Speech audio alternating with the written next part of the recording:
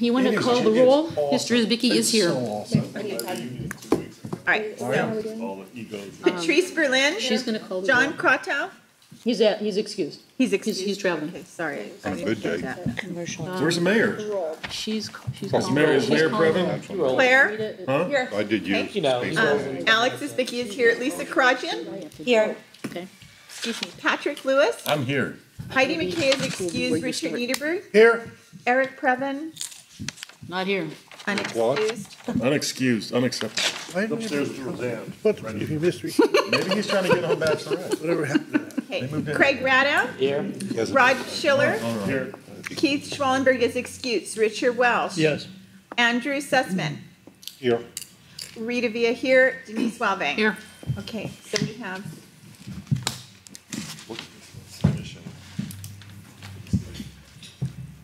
Wait, what is it? 11 voting members present. Okay. So Six it's, for a, It's 6 to pass. okay, quorum is 6. All right. Approval of the minutes. We had, I think those are supposed to be June minutes and the June special. 2 sets went out. We had 2 sets. Did everybody look at them? Did anybody have any problems? I got comments and Okay. incorporating those changes. Okay, awesome. So absence of any objections, we're going to approve the minutes That's corrected. as corrected. Okay, they're approved. All right, updates from me. Good evening and thank you for attending. For those of you who are not going to be able to visit the LVNOC number 3 meeting, or commonly known as the redesigning of Beeman Park, the gentleman over here, our audio-visual maven, the man who knows all, is going to be at the meeting tomorrow night, and he is going to be recording it. So anybody who can't make it to the meeting can see it on our YouTube channel, right? Okay. The Beeman Park meeting? Beeman Park, yes. Motion K, or what is it? L is, I don't know, K, it is Prop K. They want to put a larger building and take up more room, and the people who are into baseball are kind of excited about that. So stuff And happens. that meeting is going to be broadcast, is what you said? Yes, it'll be on our YouTube channel. Okay? That way, Okay. yeah. Streaming is kind of, takes a lot to get that going. All right. We're moving right along. Public comments. Just Barry Johnson. And also, no, just Barry Johnson. Mr. John.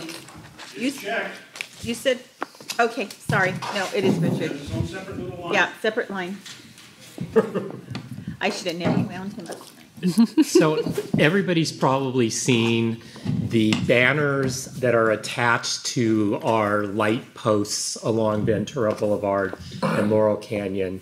The neighborhood council has had them at times.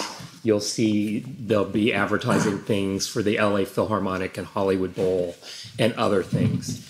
And nobody's ever had a problem with that. And I don't have a problem with it on Ventura and Laurel Canyon and Studio City. But all of a sudden, without asking this community, the city has taken it upon themselves to start putting these banners up on Colfax and Moore Park. And today I noticed on Moore Park between Tahunga and Colfax, it's all up and down. And it's like, you know, this is Moore Park between Colfax and Tahunga is residential. And I don't care if it's multi-family or single family, it's residential. And those signs should not be in residential neighborhoods. And I'm going to investigate. If Jessica comes tonight, I'm going to ask her about this, because this is just wrong. It shouldn't be in our residential neighborhoods. And just because it's multifamily doesn't make those people have any less rights than people that are in the big mansions. You know, it's just wrong. So I'm going to see if she comes. And if she doesn't come, I'm going to get to the bottom of it. She's supposed to be here. I talked to her. She's supposed to be here. Mr. Adams? You're up. Technical issues. Let me see, where were we?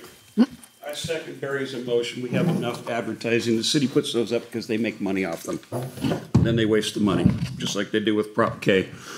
It's part of the ongoing campaign to eliminate all open and green space in this city and in this state. They won't be happy until it goes from San Francisco to San Diego. They just call the whole damn thing sand. Where else were we? Oh, it took some doing because our illustrious IT trogs decided that emails from me were, at least that email was spam. Did you all take a look at the Twitter link that I sent? That's, yeah, it's somebody over in the left LA area, in the Venice area, or on Venice Boulevard. They've done the brilliant traffic planning that they've been doing here and just completely destroyed traffic on Venice Boulevard. Turned it into gridlock. As I said, we went from the City of Angels to the ghetto of gridlock. I'm sick and tired of it. You can't get anywhere anymore. Fulton Street used to be a valid alternative to either Coldwater or Woodman, both of which are freeway on-ramps. So those of us that weren't trying to get from our neighborhood to the freeway or from someplace else back to our neighborhood without dealing with freeway traffic. Now it's 1 lane north all the time, 2 lanes south, because the city approved all those ginormous apartment buildings and condos where there used to be nice, sensible little housing units. And the geniuses who live there, rather than make legal turns to get to their house, just stop in the middle of traffic and turn left across a double yellow because, I don't know, stupid. I don't know what we can do about it. I don't know if there's anything we can do about it, but if we don't stand up and scream, stop this stuff, they're going to think we approve it, and it's wrong. Thank you. Thank you. That it? Yes. Okay. Jessica's not here yet. She was supposed to. Walking in right now. Oh, there she is. Walking in right now. Come in right Wow, timing is everything. Jessica, you want, come on down. That's it. Oh, I had a fun event at the gate, where I was the last 15 minutes. How is everyone? Hello. Happy summer. My birthday's coming up. A hint. I heard you were inflicted. I will be a young 35. Since we last spoke, so it's our last meeting was in May. At the end of May, a council member was here. Since that time, certain things that have come to light. I'll go over the emails first that I've gotten that are the most active requests I've gotten. I'll hold up to the 2 major ones at the end. Tree trimming request, homelessness, typically by the wash, the LA River has been an issue. A lot of weed brush cleanup requests, which actually quite a bit of them have been handled. One was 70% done, and a group of individuals were kind enough to finish it 100%. So far, that's been the biggest topics. I'm still scheduled to meet with the lovely Sean Smith, to go around and see the hot areas of homelessness. I'm still waiting for him as to what his calendar looks like, because he also will be going on vacation soon. In terms of upcoming events, last time council member mentioned 2 things. One was the issue of the LVNOC meeting.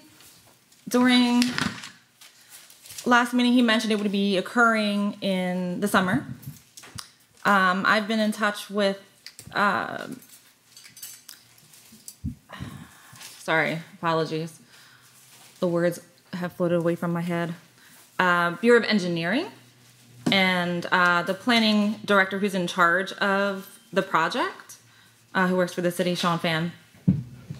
And we were in back and forth in correspondence in terms of scheduling a meeting, and that's been going on since May, and the meeting is now going to take place tomorrow, July 20th at 6 p.m. I noticed that in previous times, there wasn't a lot of this left over for me from Courtney, so I had to go and dig. I'm really good at research.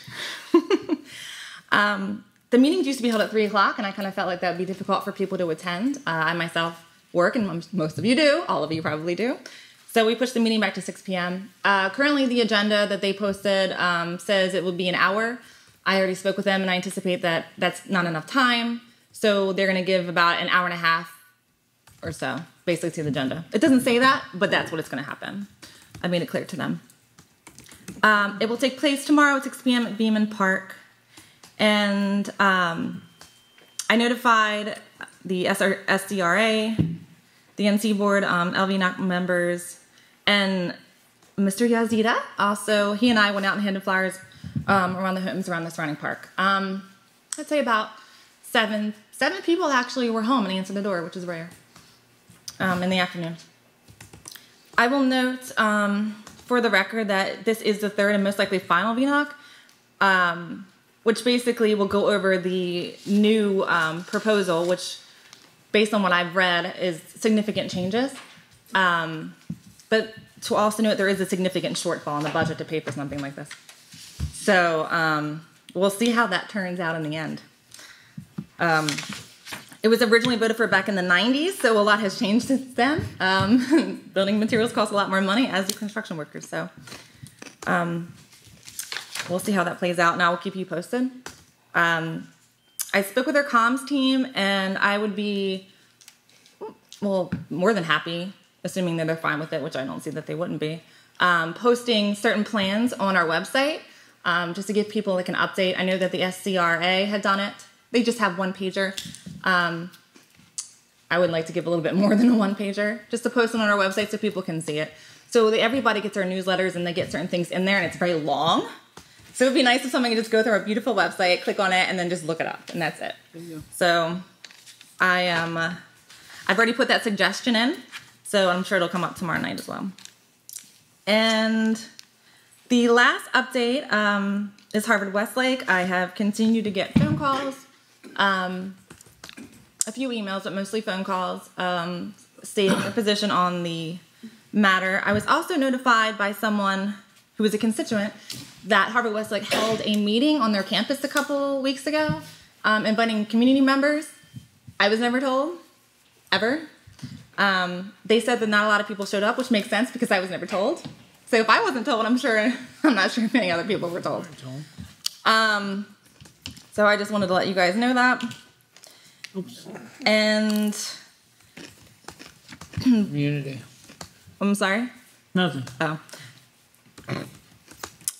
The Ms. Boyd was in contact with the Chief of Staff, Irene, about postponing the initial hearing, public hearing, for this was Monday, July 24th. We had supported that we would do our best to try to push it back, and when I was away, it was done, so it was postponed to Tuesday, August 8th. The notices were sent out because I got a copy of the notice. And in terms of the story polls, the council member said at the last meeting that it most likely wouldn't take place, that he would push for balloons. I asked Carol for an update. He doesn't have one yet, and he's away on vacation this week. So when I hear from him next week, I will let the board know when they'll be placed, because I'm very adamant about it, because I can tell that they're not telling me, so that irritates me. So I'm going to be pushing them because I need to know, as well do you. And I think that takes everything. Yeah, so far. Do we have any quick questions? Any quick questions? Barry Johnson and Richard Adams both have comment cards. Okay, Barry. Two things. I think the meeting that you were told about that Harvard Westlake might have held, Yeah. I think the person may have been referring to our transportation committee meeting, and we had 4 people from the school, and we had 4 people from Save Coldwater Canyon, and we were going over transportation issues, and that was about 10 days ago, and it was here on the lot. So, because I don't know of any meeting they have held and invited the other side to. So that's the only meeting I know of in the last month where both sides have been present. Wow. No, this person claimed that it was on their campus. Really? Yeah. So, yeah, since the woman has gone away on maternity leave, she's had a replacement. He has not corresponded with me at all. So I'm sure he's been talking with Carol, but I'm going to make myself very well known. And my other quick question just was that this neighborhood council and others have participated in the banners on light posts around the city. Mm-hmm. And, you know, we have them in Studio City, on Ventura and Laurel Canyon, from us, from the Hollywood Bowl, any number of things like that. I now have started seeing them on residential streets, what I call residential streets, and I think our community was never consulted. But right now, you could go on Moore Park between Colfax and Tahunga, and they're up. And that's just wrong. It's a residential street. Also on Colfax, right out the gate here, I'm not sure if they're still here, but 200 feet out to the Colfax gate, there were ones extending up Colfax Avenue. And these are residential streets, whether they're R1 or R3, they're still residential streets. And somebody who controls putting those signs up has arbitrarily decided that it's now okay, at least in Studio City, because this is a popular place to put the signs up. You don't always see them in Pacoima, because there's bucks here that go to the Hollywood Bowl. Right. But I just think it's wrong that we weren't consulted about it, and people that live in R3s have a right to live in a neighborhood that's sign-free, just like the people that are in R1s, you know. Oh, totally. $2 million R1s. So it's a Moore Park. Can you? It's on Moore, right now, I could find other places, but for sure, today, it's Moore Park between Colfax and Tahunga. Moore Park between Colfax and Tahunga. When I leave here, I'll go look and take pictures. You'll I see. wasn't upset, but now I am after that speech. Yeah, I'll drive on my way back Thanks. to look, and then I'll find out who it is, and then I will contact them. I've never seen it in residential, even though 'Cause they're usually Moore not Park supposed to. is a secondary street, but it's Okay. not like Laurel Canyon. Okay, Hey, Let's But I've never wrap- seen that Okay. before. wrap that one. I'll keep you posted, Barry. Thanks. Richard Adams. I'll keep it real short. I think Please. if Harvard Westlake had a public meeting for the community, I will bet everything but my last 5 cents that it was community as in people whose kids go to the school, or people who are their tenants, because Harvard Westlake owns where they live.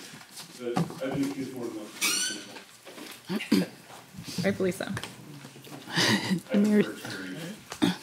All right, thank you very much. No problem. Comment. Oh, you have a Right. comment? Alex As a public. has a comment as a public. Okay, go for it. Hi, Jessica. I got it. How are you? I'm speaking as a stakeholder.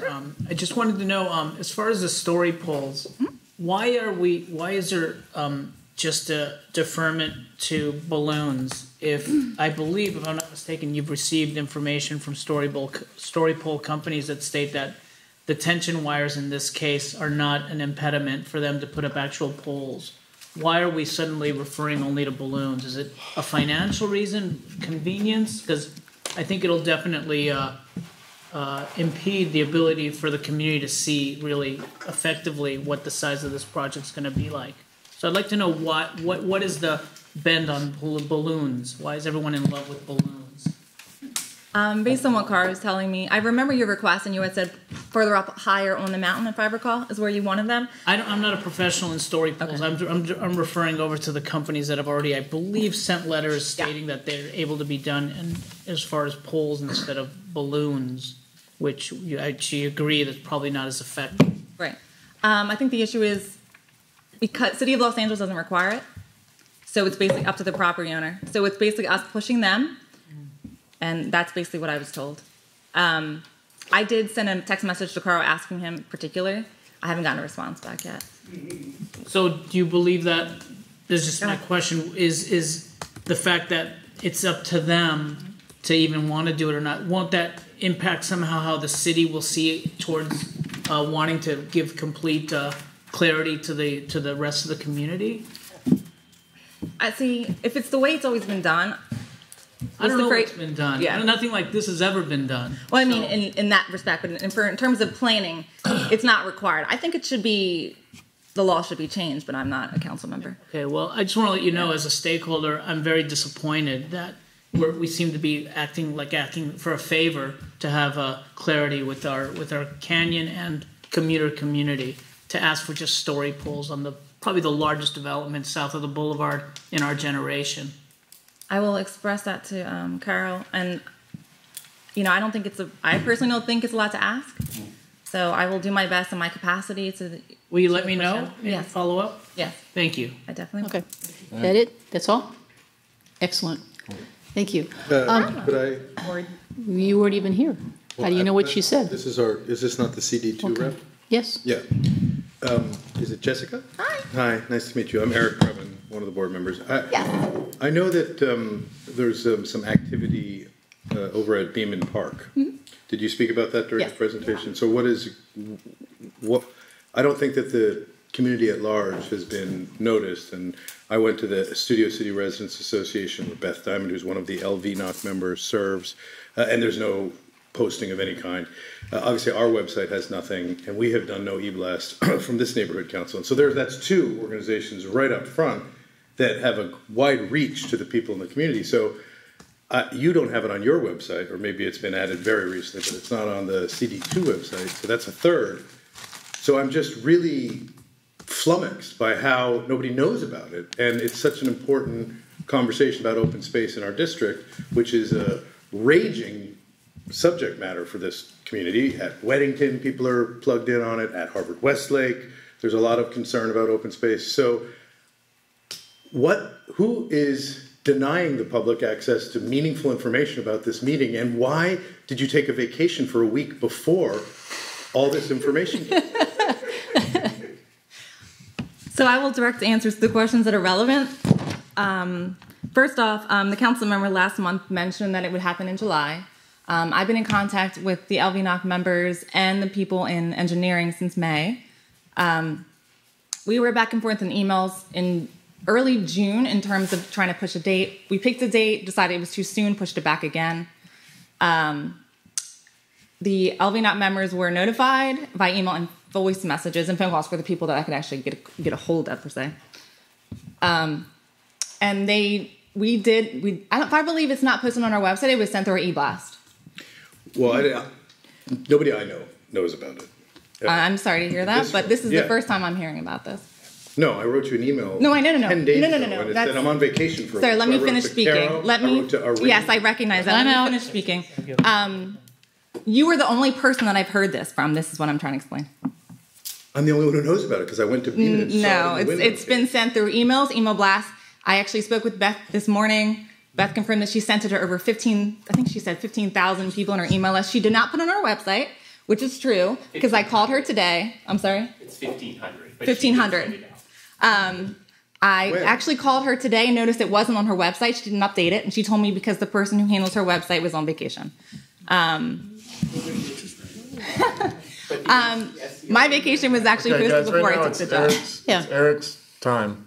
So if you're one of the two, Thank you. go on.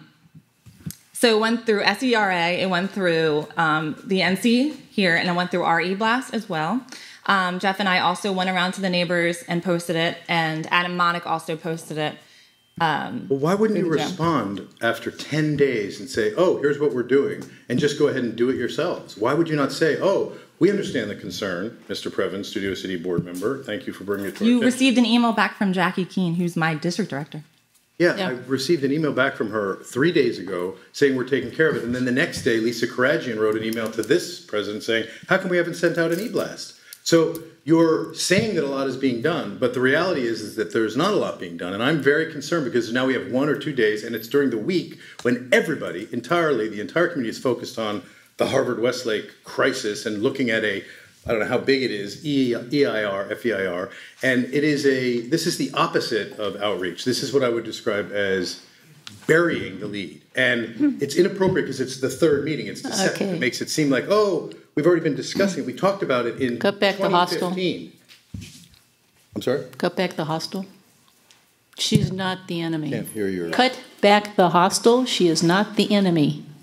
I don't know who she is. I'm talking to the CD2 representative about Yeah. CD2 business. And who is the enemy? Shall I direct my attention to No, you? I Why said didn't you she's send out an e-blast? she's not your enemy. I know, but I'm asking you, why didn't you send out an e-blast? Okay. Why didn't you? Excuse me. No, that's a direct question. no. On subject. I'd like to know why. Huh? I'm not going to answer why. No answer? I Fair no. enough. Okay, I'll get a snack. I'm done. Thank you. Nothing personal, obviously, Jessica. Yeah. But terrible, terrible service. Excuse me. Terrible, terrible work. Yeah. Any other You ran- questions anyone have? I don't think He so. ran for mayor. I'm sorry? Nothing. Yeah. Thank you. Actually, Lisa Karagian could probably give us a better update on what is happening with the with the meeting. Why don't we stick to the agenda? Okay. Just, All Why right. isn't it on the agenda? thank you, Jessica. Ah, geez. Thank you very much. No problem. All right, we're going to go to the treasurer's report. Hello. So two things in the Treasury report this month. You have in front of you the revised MER. This is revised from what was mailed out. If you look at the MER, there are two components of it, and I want to just explain this to you because I'm going to explain something in another part. There is the listing of the expenditures by line item, which you see on the front page. Everything we're spending, you see there's a total on the side. It explains what date the charge was made, what the description is, what category, invoice numbers, okay, and who it was paid to. If you look at the next page, it shows monthly cash reconciliation. Okay, that is an indication of the bank account. Okay, you'll notice in the revised one here at the top it says remaining balance minus $900.53. Okay, so that's the first thing I'm going to talk about. Secondly, you'll see monthly cash flow analysis. Now, this is not an official document that the city even looks at. It's the way we track here on the board and me how much we're spending in each category and at what rates. So you'll see that we have a total of minus $1,067.53. Okay? So I'm going to address both those negative numbers. During the month of June, as you know, was a short month for us. As the city closed down the old checking account, we had 2 weeks to wrap up the fiscal year and complete our expenses. So we were paying bills as quickly and as ahead of time as we possibly could to take advantage of the funds for the entire month expenses. There are two things happened. One, in my new treasury position, I made an error of $550.03 back in October. I discovered that because I went back yesterday for 3 hours and went through this every single month. And it was a clerical error under the monthly cash flow analysis. So it did not accurately reflect the actual amount of money we had spent in that category. The checking account, however, balanced every month. The checking account always was balanced. And that was always reflected in the monthly cash reconciliation. So there was no abuse of funds, there was no misuse of funds, there was no mishandling of funds. It simply was a record of how we were spending the money. I made it correct. This is now correct. Okay, so that was one of the reasons for the revision. Secondly, why are we over? That's a question that I would ask if I were all of you. And the answer is twofold. One is my clerical error of $550.03, which I thought we had $550 more than we actually had because of my clerical error. And secondly, there is a charge for the festival of $517.50 to JC Party Rents, which is listed on the MER. And I thought they had already charged the money by the 1st of June because I wanted to make sure they got paid and we spent the money. They hadn't. And so, to me, the bank account had an extra $517.50 in it. So that's another error of mine. So, as the last 3 days of being able to spend money, when our president was calling me and saying, how much do we have, how much do we have, how much do we have, I thought, we got about $1,000 left. And she spent the $1,000, and now we're minus $1,000. So it's not her fault, it's nobody's fault but my own, those two clerical errors. So, the city gave us a starting budget for the new fiscal year of $40,932.47. They subtracted the overage of $1,067.53. Okay, so we spent more than we had. They took it out of our next year's budget. That was the penalty. Plus, we had to pay $66 for overdrafts. So that because of my error. So that is the full disclosure on why we have a revised MER, why we are over, and why we are not starting the year out with $42,000. Any questions on that? Yeah. Where does it show the amount that we are starting with on here? Am I looking at the wrong? It's not on here because this is the end of the fiscal year. Okay. So there is now a web portal that And that's where it shows. Yes. Okay. Now stakeholders and board members, everybody can log on to LA City Clerk, council, board, area districts, pick up your Studio City, click on it, and see everything about the budget. You can see where the charges are, you'll see the receipts. It's complete transparency. Everything goes directly from the bill payer to the website. There's really no middleman anymore. So people can look on a daily basis, weekly basis, and see where the money's going and who's spending it and what it's going to. And there won't even be an MER generated anymore for me to hand out. This is my understanding. You'll be able to look online at the end of the month. Every day is an updated MER. And that's how you can see that. But does that mean we don't vote to approve it anymore because it's just on there? That's a good question. I don't know if they have an, I'm gonna Because ask that. if we're gonna vote to approve it, then we need to have something. Yeah, This is still it's still they never said. a work in progress with the city. Let me ask that Right. question. It's a good question. Right now they said no more MERs. I'm like, all right. So then you However, say, no more approvals. Every single expense has to be board approved, period. There's no more me paying a bill for copies. There's no more me paying a bill for reimbursing without the board voting. And we have some motions today. They won't even let me pay recurring expenses right now, unless there's a board motion specifically telling me I can pay for it. Now, the receipts that Patrice put in, Denise put in, and Eric put in for the festival have all been submitted today, and they told me those would be paid. So we're just trying to get this whole thing online through the portal. I don't remember incurring. $11 on tablecloths at the festival. Oh, very good. Yeah. Question, when I went to the link that you sent me, it asked me for a password. So was I I'm just gonna- on the wrong page? I'm gonna find out from the city the correct link, and I'll send it to the board. Okay, cool. So you guys can look, you'll be able to see the receipts and the submissions, and it'll show you the progress of each thing. Submitted, being considered, rejected, or accepted. And Rita was right on me. The minute it was rejected, Rita got an email or something. She's like, why was this rejected? No, that wasn't your tone. Well, no, I just thought, why are they giving you a hassle? Because it seemed like you had done the right thing. Yeah, and there's then- bugs in the system. We're all learning. Everybody, all the councils and we're all figuring it out. So there's a little bit of a learning curve here. That's my treasurer's report. Any other questions? Barry Johnson has a comment. Yeah, well, motions are approved or otherwise, but budgets and financial statement particularly are just received and filed. So I would like to move that we receive and file the paperwork he submitted to us. I still will collect receipts and file them. Yeah, It just is a different process slightly. Receive and file the same vote, but it's not approving it, it's just receiving it and filing it. Makes it our document. we'll check with the city and find out what they want us to do, because we need some, at least to be, if you're gonna vote on it, it would be nice to know what it looks like. Anyway, Barry. No. Okay. We have Richard Adams. Buck. Oh, what are we doing the board? Is this after public? Well, let me see. So Rob screwed up.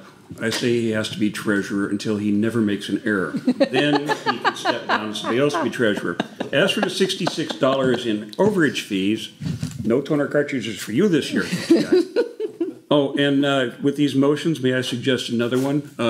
Ongoing miscellaneous expenses for public events, ice, gasoline for the generators, oil for the generators, that sort of stuff. And let me be the first to explain the utter idiocy of this board having to take time to vote on every single minor expense that are routine, customary, and perfectly sensible and not over the top for events like that. That's just crack smoking idiots. Thank you. Well, let me address that before you have your board. To circumvent some of that to some degree, if we spend generator fuel on the festival, I just show them the board vote approving the festival expenses and submit the receipt under that.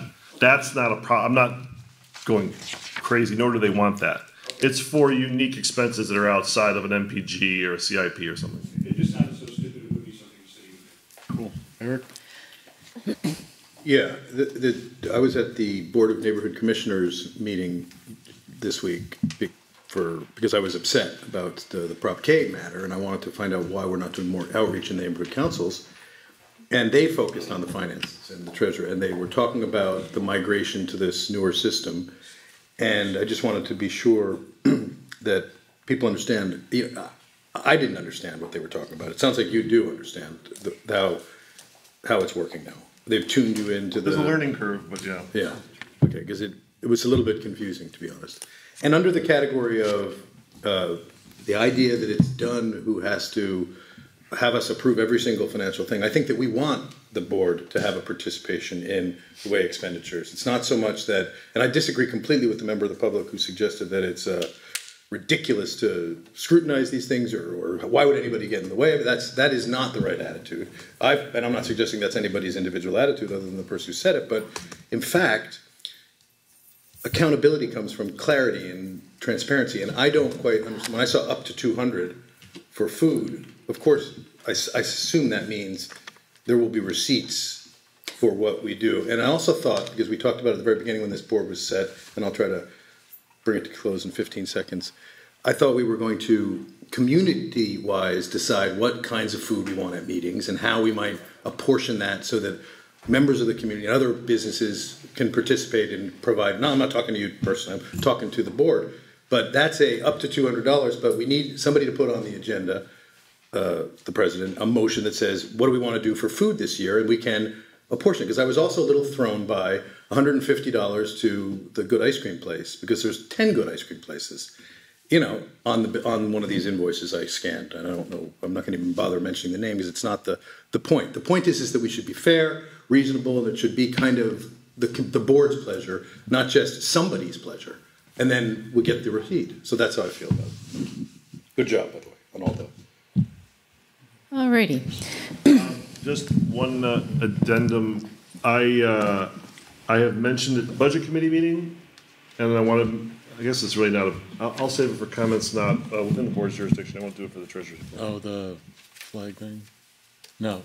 Good. I'm done. Okay. All right. Motion A. And, okay, never mind. I won't go there. Motion A. The Board of the Studio City Neighborhood Council has reviewed the monthly expenditure report for June 2017 and hereby accepts and approves. I believe we have to have a roll call on that one. Yes. Claire, you wanna? Here. Richard Welsh, Yes. Alex Zbecki, Yes.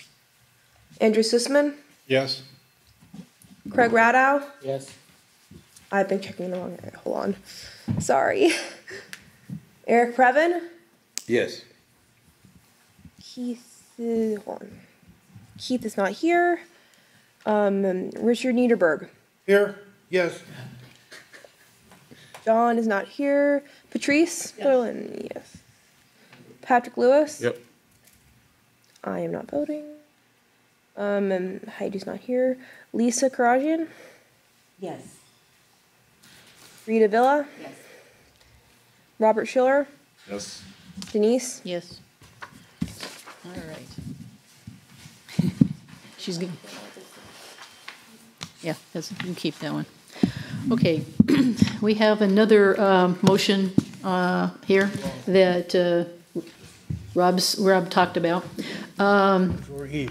It's the Board of the Studio City Neighborhood Council authorizes the payment of monthly recurring phone and web maintenance expenses. We need to say this is a recurring phone bill from CBS.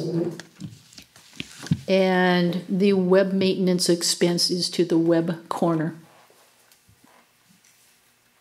Point of order, did these come from a committee or do they have to be seconded here? They came from. They didn't come from committee. It was my request in an email to the president. Yes. Yeah. Need a second. I'll second them. Yeah, I'll second it. No problem. Complaints from peanut gallery. All right, you want to just a second? Just a second. Just a second. Okay. No. I'll wait. Okay. Would you like to have you filled in the web corner in the CBS? You want me to put in, instead of web maintenance expense, you want me to put in, We need the vendor. We need the vendor's name. okay, so monthly recurring phone, CBS phone bill monthly recurring, yes. and monthly maintenance, web maintenance by the web corner.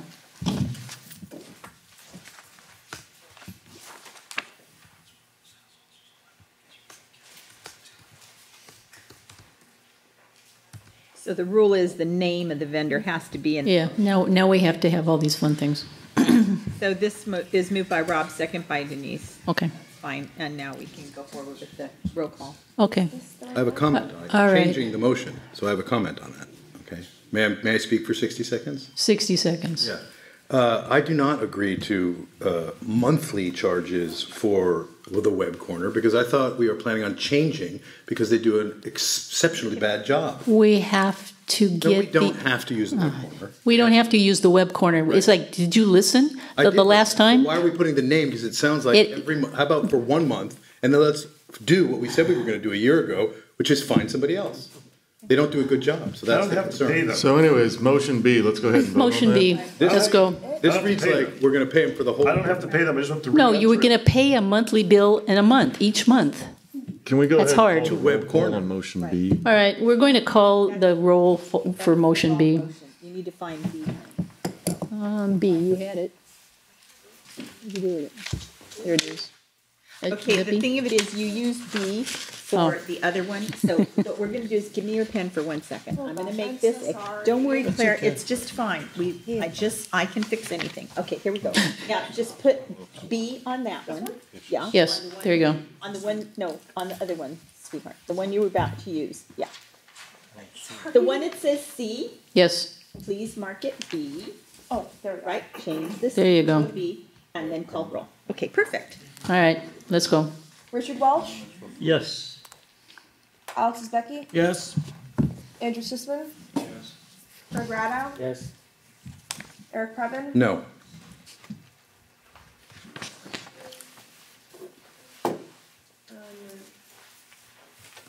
this is not here. Richard Dieterberg, Here, yes.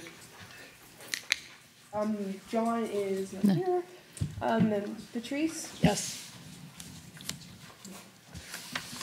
Patrick Lewis. Yes. I'm not voting. Heidi McKay is not here. Rachel Karajian, Yes. Rita Dale, Yes. Robert, Yes. Neese. Yes. All right. We have motion C, and that was the treasurer's request. I will, Let's read it and vote. Sounds good. Okay, Second. so was this, I'm sorry. don't worry. Fine. we're doing it fine. It's okay, We don't have to name the vendors here, huh? No, What was it? we don't. because we change them up all the time. We changed them. And we're not, so C, all right. I can make one up. Why don't we just Let's use this? Use the blank one, Okay, and this is 6C. There you go. she has 2, 6, 8. You must. We'll figure it out. It's okay, she now has a 6C. Let's go, let's rock. Okay, motion C. I will second the motion brought by the treasurer. The board of the Studio City Neighborhood Council authorizes the payment of monthly recurring food expenses for the board meeting of up to $200. Comments? Comments? I'd like to increase that. Hungry, Andrew? I think it was 7. Yeah, the question is, if we have to have the name of the vendor in there, City doesn't require it for food since they know it changes every. so for food, they don't Yeah. require it, so we get an exception for that, okay. Otherwise, perfect. we have to have food at the same I just didn't want them to place. kick it back, because, Okay. No, so silly. all What right. happens if we spend 150 one month, can then we go 250 the next? No, We would have to get an approval for a special meeting. What are we running per month? Well, This month was $70. and then we're running about 120, We could go 150. 330 next month. 50-ish. Yeah. Yeah, We're- is that ceiling, at least to get close? Or like, like our budget go over a little? Well, we we try to vary it up so we're not eating the same thing every day. How has it been, though? I mean, Well, we've had a couple of like the holiday dinner was it's not really the ceiling, it's No. the stuff we're ordering. I think we'll get a We have bigger enough turnout money. with better okay. food. Time out.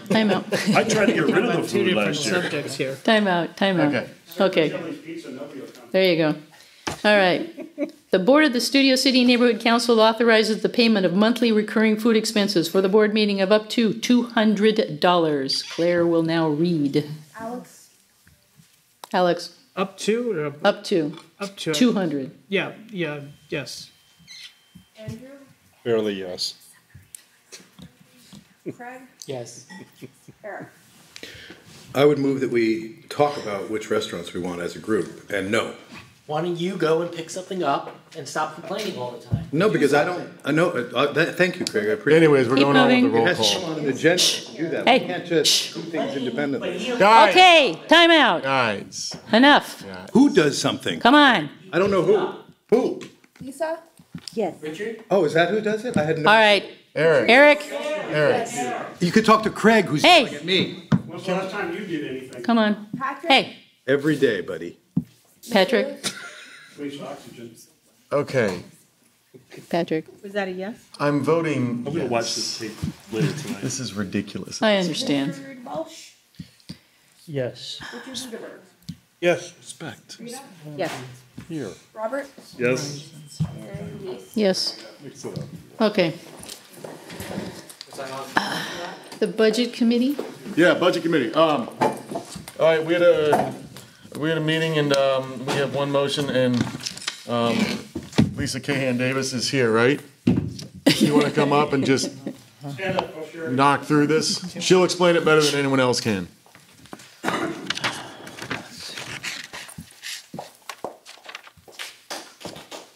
First, thanks for the budget committee to make this meeting happen last minute, so I appreciate it.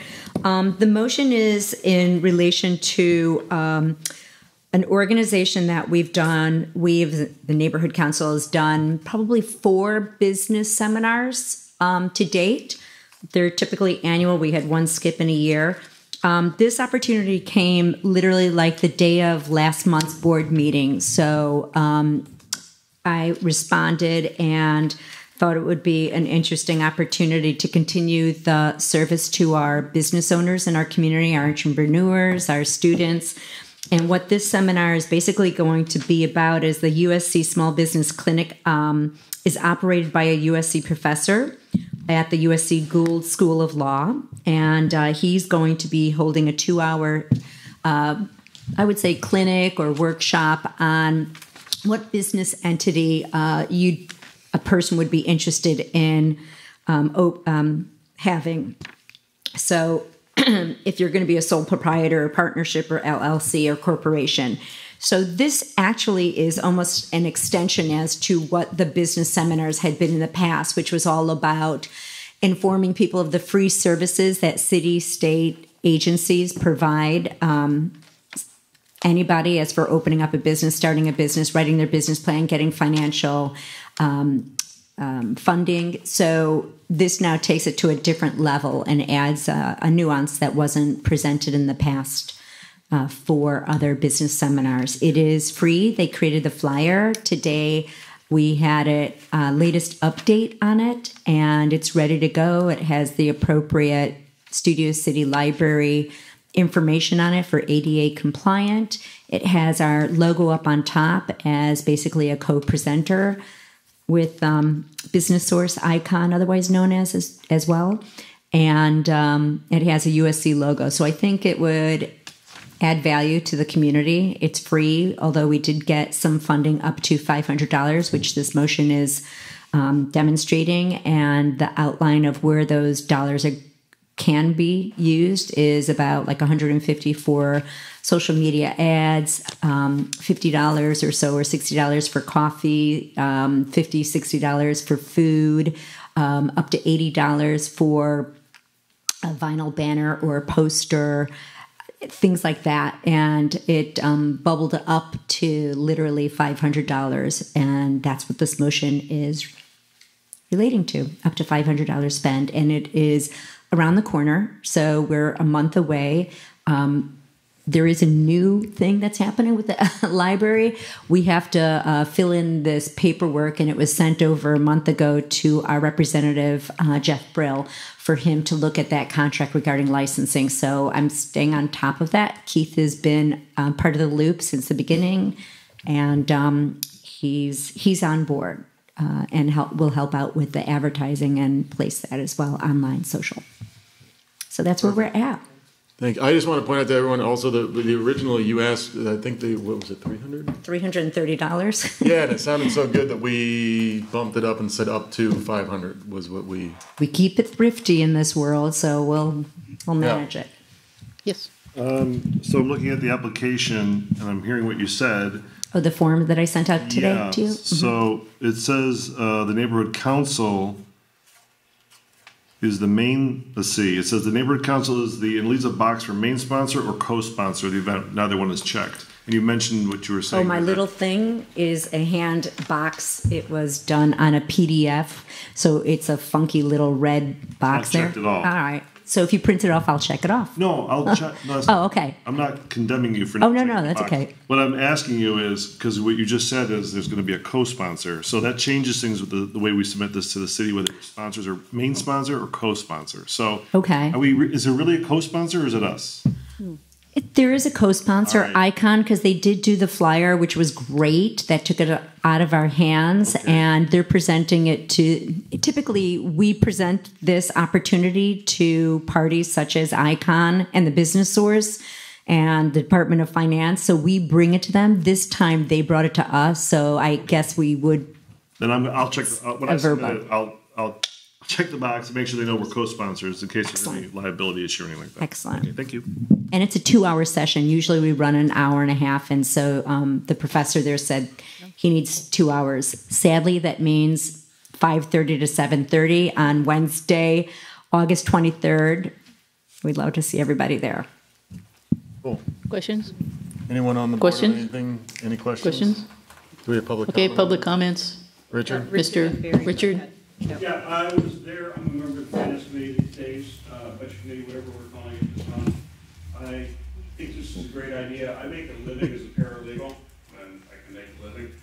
And which one of these classifications you choose is vitally important to any entrepreneur. If you pick the wrong one, something goes wrong with your business, you can lose literally everything you own in a lawsuit.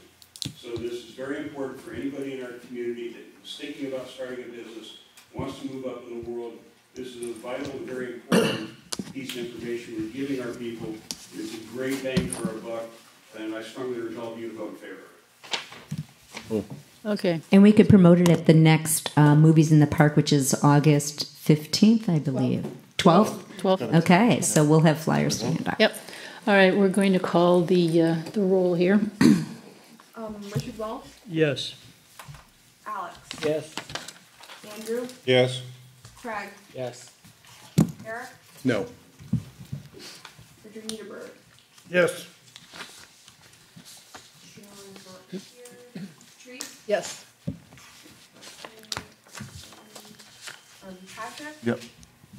Heidi's not here, Lisa, Yes. Rita, Yes. Robert, Yes. Denise. Yes. There you go. Thank you all. Yeah, right now. Right now. Okay, we're going to essentially adjourn this part of the meeting, and we're going to go to the special meeting. All right, roll call on that. Yeah, we're gonna, so it's gonna be 7:55 or 7:57. All right. I don't think so. We're here. She's, Rita does a roll call. From the thing. Yeah, Rita does a roll call. Okay. Let me just find my special, my draft for the special.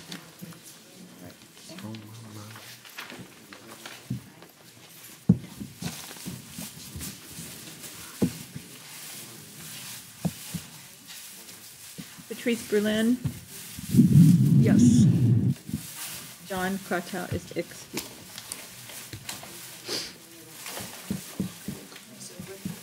Claire is here, Alex is We're in a Becky. special, we just gotta do a quick roll. Alex, I'm doing the roll. For the special. Lisa Karajian. Here. Patrick Lewis. Yeah. Heidi is excused.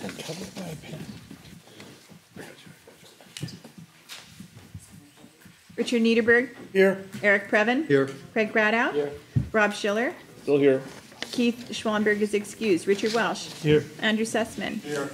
Rita Villa here. Denise Wellbank. Here. Thank you.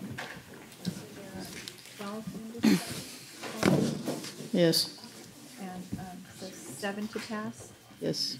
You gave me one. I put a Band-Aid on it. Public comments. I did have a card on the special. Let me see if it was on public comments. I have a special agenda on my main comment card. I don't think you can item 4 on the Okay, Barry, did you have a comment on this special? Public comment? A public comment. Yes. Yeah. Okay. I'll be brief. I just wanted to say that everybody's all for cleaning up the homeless camps along the river and any place else in our community. But keep one thing in mind. When the homeless are moved or asked to move, when all is said and done, they're still homeless. True.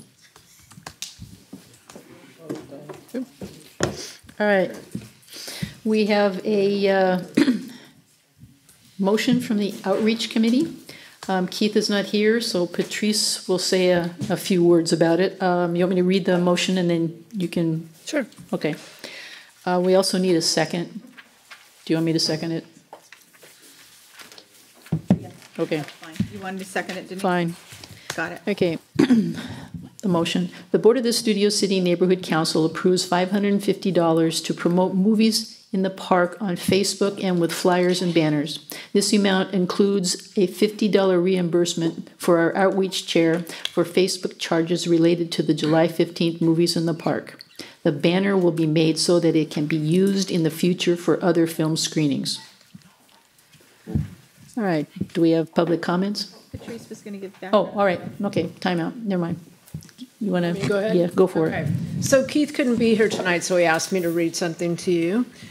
We had a great turnout for the Moana screening with Facebook advertising.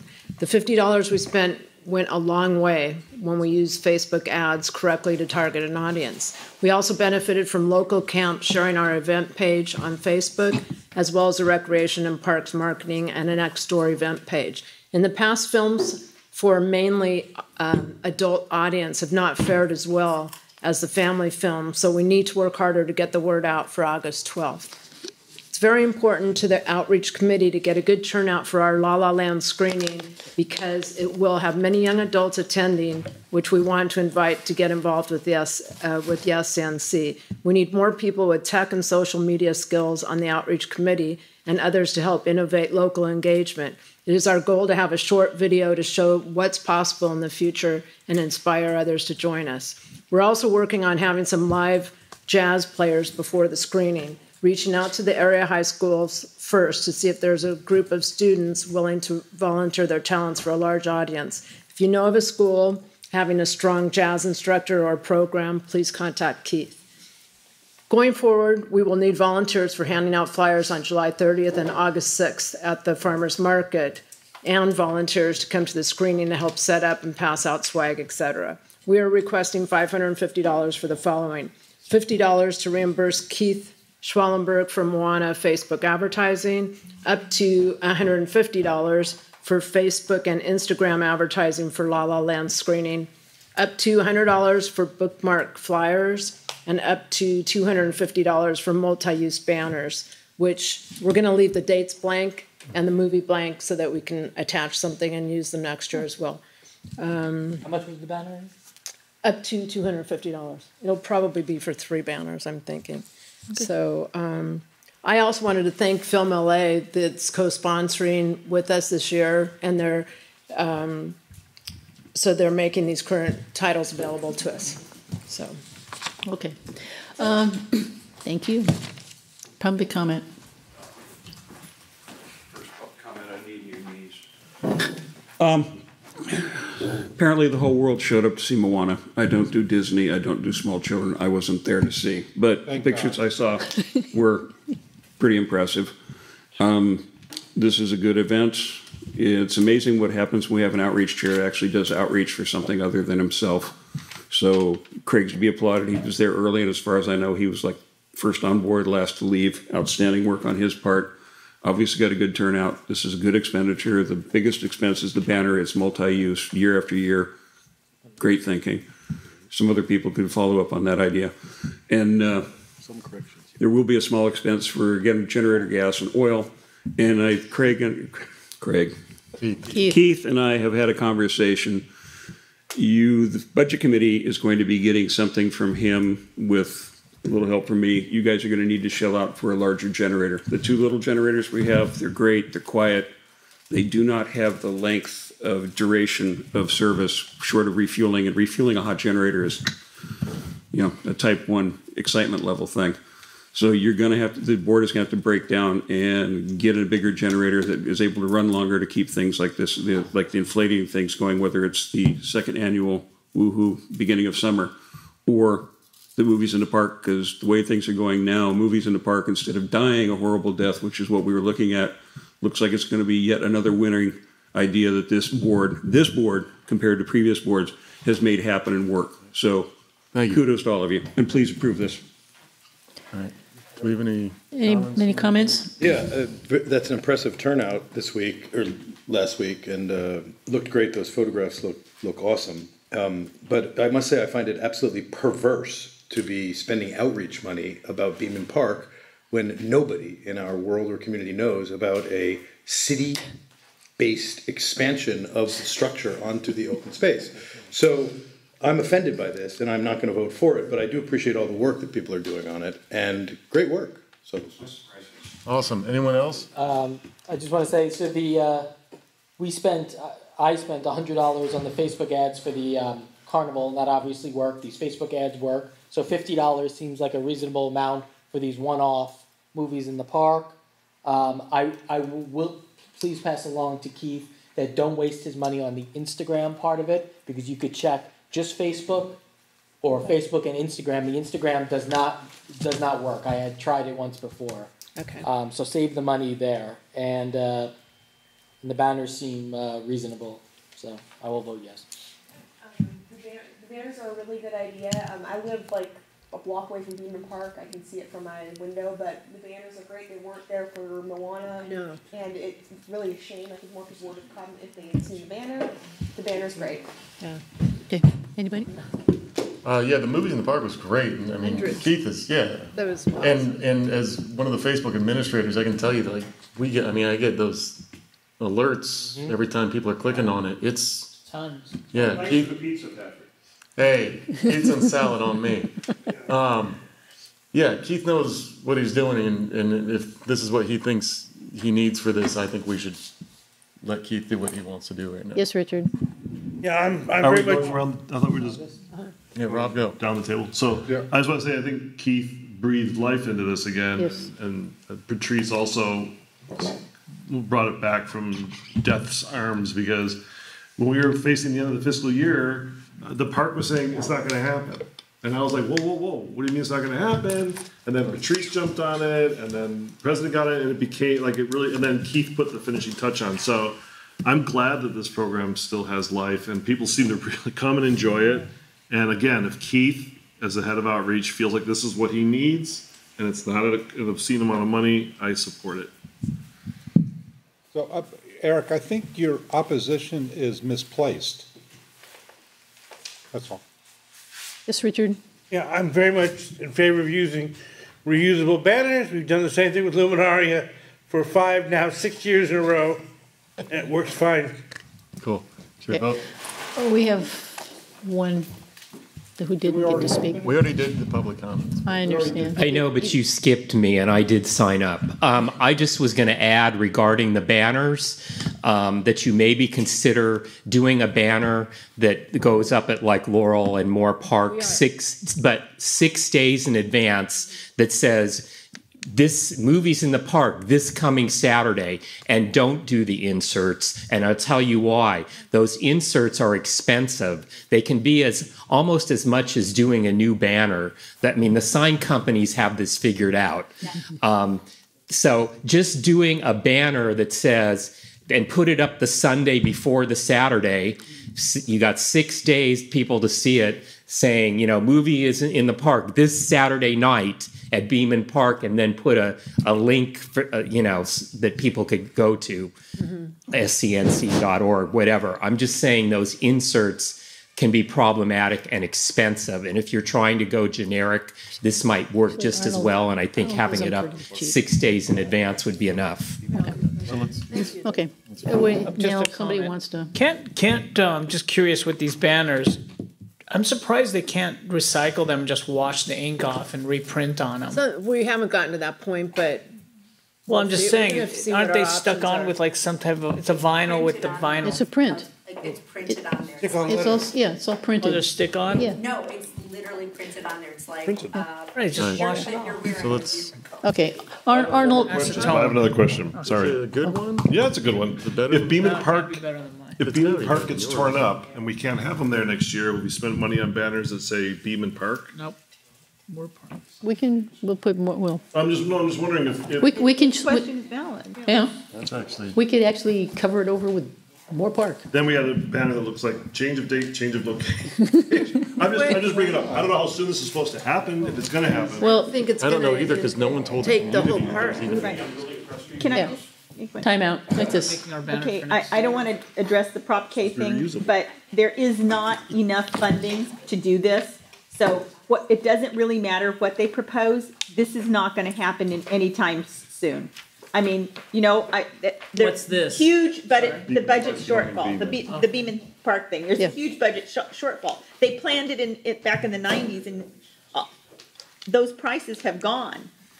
We're in a new day and age, so there you go, the Eric. likelihood that this would happen soon is not high. So I don't think that it'll be a problem for us to amortize our banners before we need to make new banners anyway. Okay, all right, we're gonna vote. Yes, 4 Go for it. Alex, You wash them off. Voting, Yes. Andrew, yes. It's a banner. Brett, Wash it on. Eric, No. It's an acetone. What if it rains? Hands and knees is gonna wash it. Wash it. Jesus. Lisa, Yes. Patrice, Yes.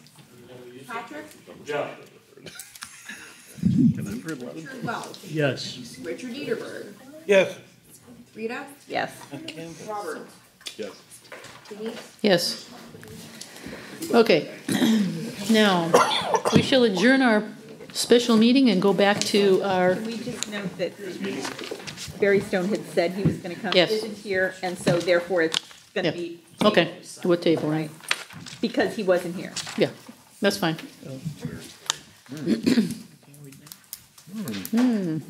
Okay, That's the end of the special meeting. yes, So, we're move to special. adjourn. Move All to, in favor? yeah, aye. Second. Thank you. Okay, let's move. And we'll go back to the regular meeting. Make sure we sign those, please. Yeah, and I only had 4. forgot to sign One that. second. Okay.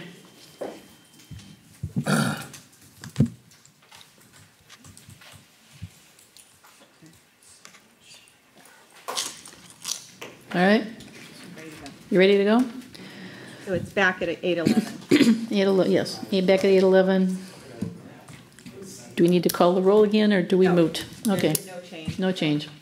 Okay, no change. Mr. Welsh, Yes, okay, let me give a quick preface to item 8, which is in regards to a conditional use permit for sale of beer and wine with on-site consumption in conjunction with an existing restaurant. I'm not expecting the applicant's representative, Mr. Nathan Freeman, to attend yet a conflicting presentation this evening.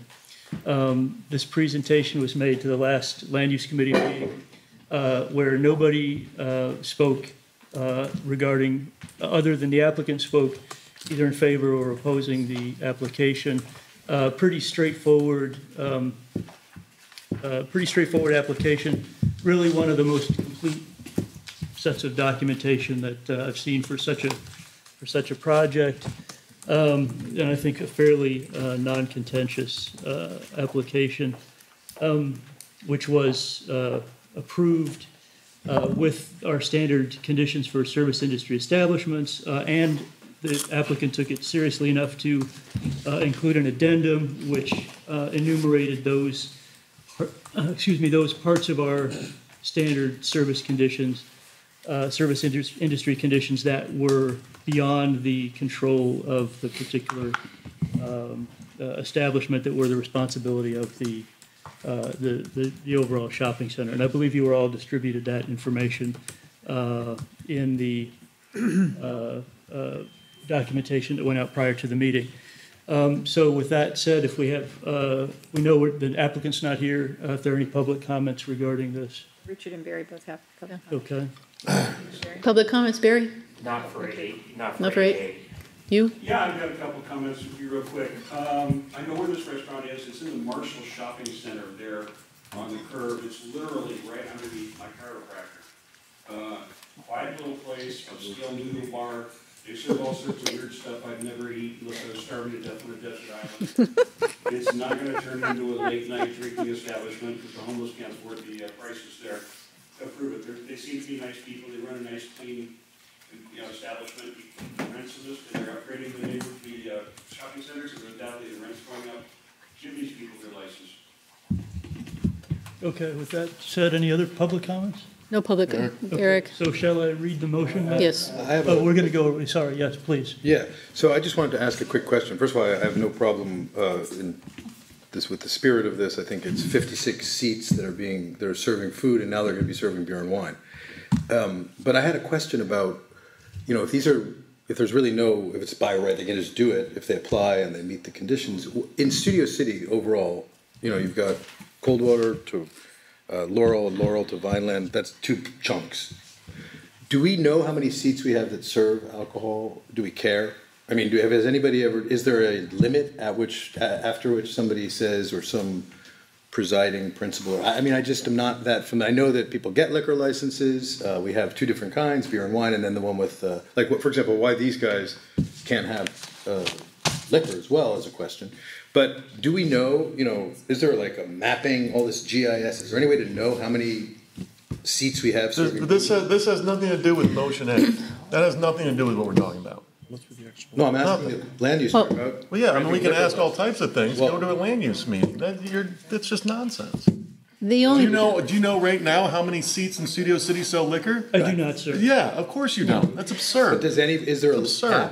The only people who have any clue as to how many people has served liquor would be LAPD, because they track all of the drunks and the obstreperous people that they arrest, and they do not. ABC does too, but that was my question. Yeah, those are the only people who actually track every single seat and who does beer and wine, and the police have no problem with our establishments. We are a place to go eat, talk with friends, and have a drink. We are not a bar hopping area, except for 1 or 2 places. Speak for yourself, yeah. I mean, yes. So no, we're not tracking it, and ABC just hands out liquor licenses. But if we just kept piling them on, there would be no limit, as far as you know. Patrick, you don't have to respond. I know it doesn't interest you. No, that's fine. You're a bartender, by the way, so that's fine. Go fuck yourself, Eric. All right, girls. Hey. How dare you tell me that talking about liquor license is inappropriate at a liquor license item? Shut up. Patrick. Really? Okay. Please. Enough. Fuck you. Enough. I went to a Next. neighborhood council meeting and a hockey game broke out. There you go. All right. Do you know the Brady Bunch house is across the street from the Yeah. Would you like to read the motion and we can move on with this? There are no other comments or insults to be hurled? No, I'd like to know about the valet parking. Pardon me? All right. Enough. Enough. Okay.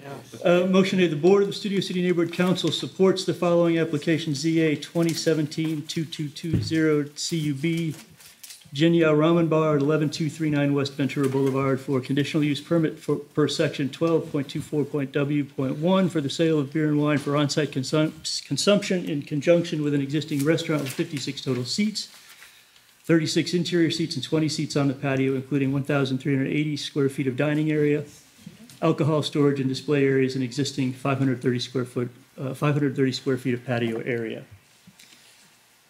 That's the motion. All right. This is not a final. Oh, sorry. Have I completed that? I think so. Oh, no. Support is extended for the project as described. Thank you. In the master land use application with supporting documentation as well as information presented by the applicant to the Studio City Neighborhood Council Land Use Committee and operation of subject establishments in compliance with attached conditions for service industry establishments in Studio City and addendum. Business hours 11 a.m. to 10 p.m. Sunday through Thursday, and 11 to 11 Friday and Saturday. That's the motion. I read the wrong part. Okay, this is not a funding, so we're gonna do this the easy way. Everyone who is going to vote for this, please raise your hand. It's unanimous. Unbelievable. Okay, on to B. Okay, so again, for B, by way of preface, this we heard last week was continued from the previous month, where several, let's say, 4 or 5 neighborhood constituents showed up. 3 applicants showed up. There were some concerns and questions about the project on the part of the neighborhood residents, but the documentation that was presented by the applicants was only on an 8.5 by 11 format, and we felt like as a committee we couldn't really make an adequate assessment of the project. It's not necessarily the worst or most objectionable small lot subdivision project that we've seen in the past year, but it was insufficient information to really kind of evaluate at the time, so we continued it. But at the meeting last month, nobody showed up either for the applicant or for or any concerned neighbors. So that being said, we took the point of view that we would approve it only if it complied with what we're calling SCNC standard conditions for PTT applications, which is an in-progress document that has not been blessed by the anointed hand of the city attorney. But in this case, since it is a kind of used really as a way of communicating more with the planning department about the project, and rather than just saying we don't support it, we say we don't support it unless it meets these conditions, at least to give some leverage or some ability to comment on the particular project. So that's kind of a preface on that. I don't know if there's any public comments. Public comments? I hate these sort of things with a purple passion anyway, so any reason to say no is fine by me.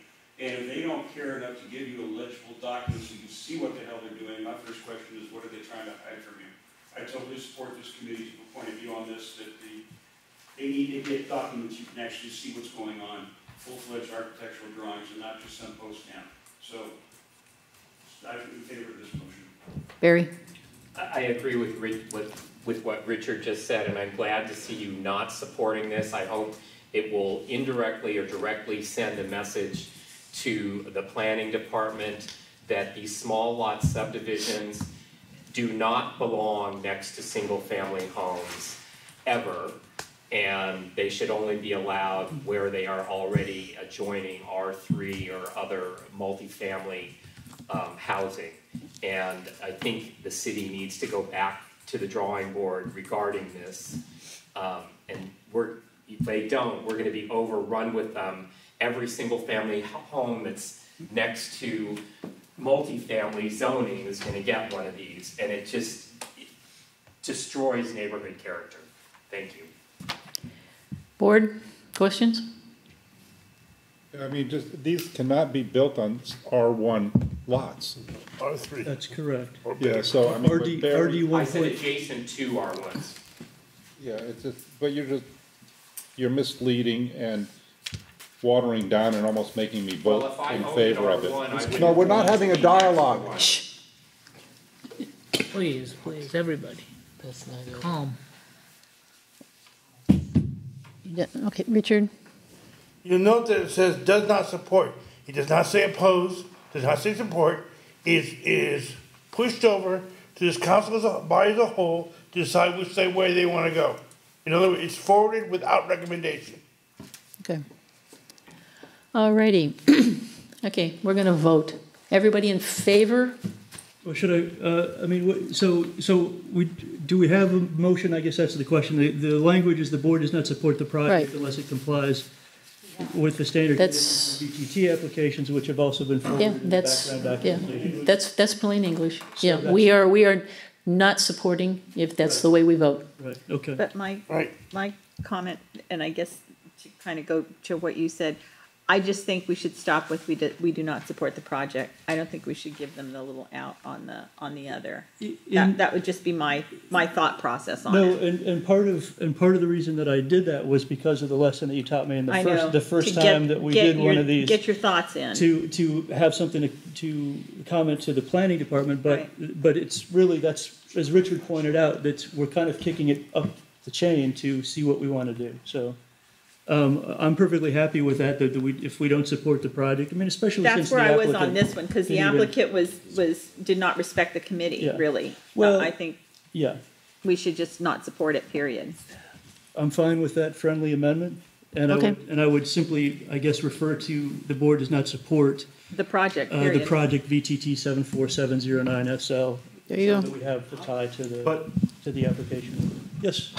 How can we make that determination without seeing a presentation and seeing? I mean, I don't know why you would. I don't understand that line of thinking. I'm not. No, it's fine. I just don't understand why we would say we don't support the project. We don't know anything about the project. Right. Well, we did have some ability to look at the project. Right. So your motion to me makes sense. I'm just saying counter to what I'm actually commenting to Rita's comment. I don't know why we'd reject that out of hand.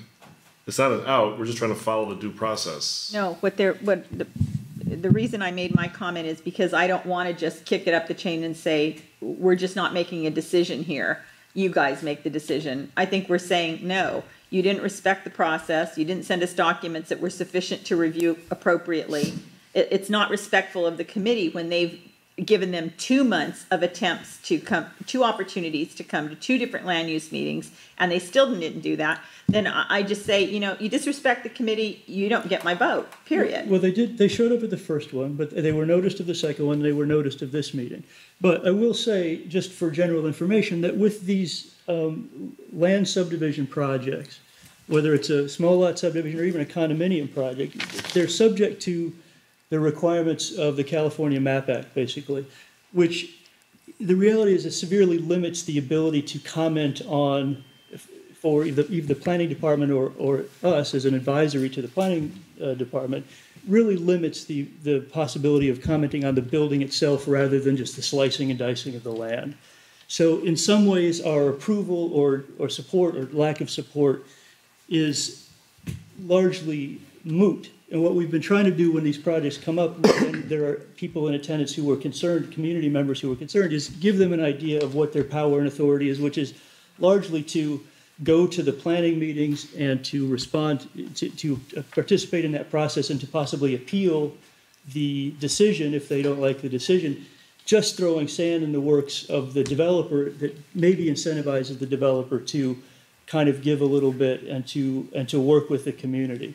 But overall, the VTT, and that's why I think we're going to maybe transition to a standard set of VTT conditions, which will apply both to small lots and condominiums.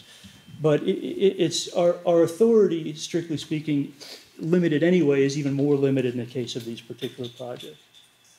So maybe that gives a little background. And you stand by your motion then? Yes. I stand by my motion.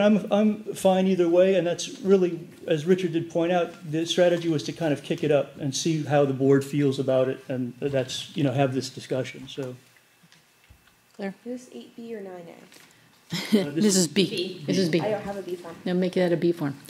Yes, Richard. No. Well, there's not a whole heck of a lot we can do with anything to do with the Subdivision Map Act. Either that or Declaration of Condominium. If the state accepts it and files it, there's not much we can do about that. As far as the actual having the center position, all the time you see in court, guilty or not found. We're not saying not guilty, we're just saying there wasn't enough there.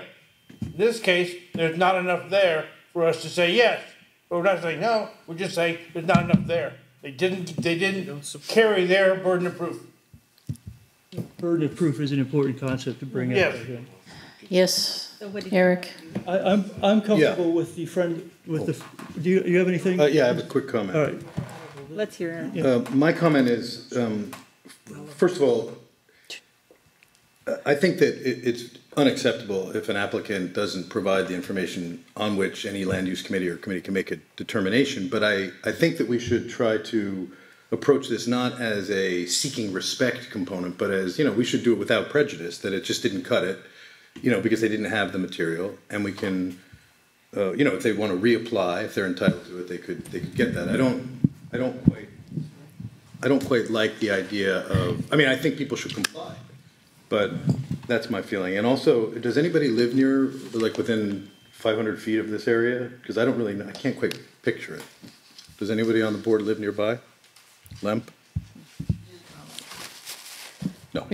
Okay, so you're accepting I'll accept the okay. friendly amendment, which is simply a statement of non-support. Okay. Ask questions or comments?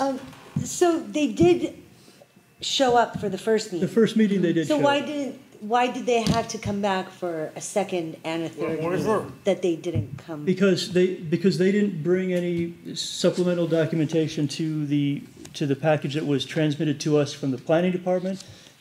The planning, what we get from the planning department should pretty much mirror what is submitted to the planning department and meet the minimum standards of a planning department application.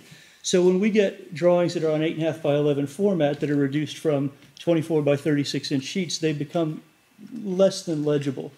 I had posted and typically request electronic versions of that filing package, try to post that for the community, but we had some elderly attendees who said, oh, I don't really do that well with the computer. We were passing around the one 8.5 by 11 to the committee, and we couldn't really read it. It just was, there was just not enough there to have a decent conversation about the project. So we discussed at the time, we're going to come back next month, but the applicant apparently didn't feel the need to do so, and the neighbors weren't so agitated or motivated about the project after the discussion. My assumption is that they just felt like it wasn't maybe a big enough issue in their neighborhood to return. So, but that's my interpretation of what happened. It's hard to tell. But can I make one point? Kind of speaking toward what Eric had mentioned, I think the issue here is the neighborhood. We're created for neighborhood empowerment, and when the neighbors don't have an outlet, which is what we're created for, it's not sending a message. I don't believe saying it's not saying, well, you didn't respect us. Well, of course we want to be part of that project, and not making any statements when things are not provided to us as they should be, and just letting it go by, I think sets a precedent for our purpose and our ability to serve our community. So I support actually the friendly amendment. Okay. All right. Shall we vote? Vote on the friendly amendment, yes. All right. All in favor of non-support, please raise your hand. Is that the? All those opposed? We're talking about the friendly amendment. No, we're talking, his friendly amendment is, he accepted it. Already accepted. We're Okay. voting Then I on, vote for. I vote on the motion. Okay, so Yeah. everybody raise their hands again, please. And you are, Lisa, you're abstaining. We have one abstention. All right, thank you, board. Thank you, audience, for your time. All right. Pleasure working with all of you. I love you all. You say that to everybody. I do. Just that kind of guy. All right. Government affairs. All right. Quickie. We have two motions. The first one is very short, and both of these motions were sent out with detailed, on a template with detailed background. So I don't intend to waste the board's time by going over it a whole lot. Denise, if you would like to just go ahead and read motion A.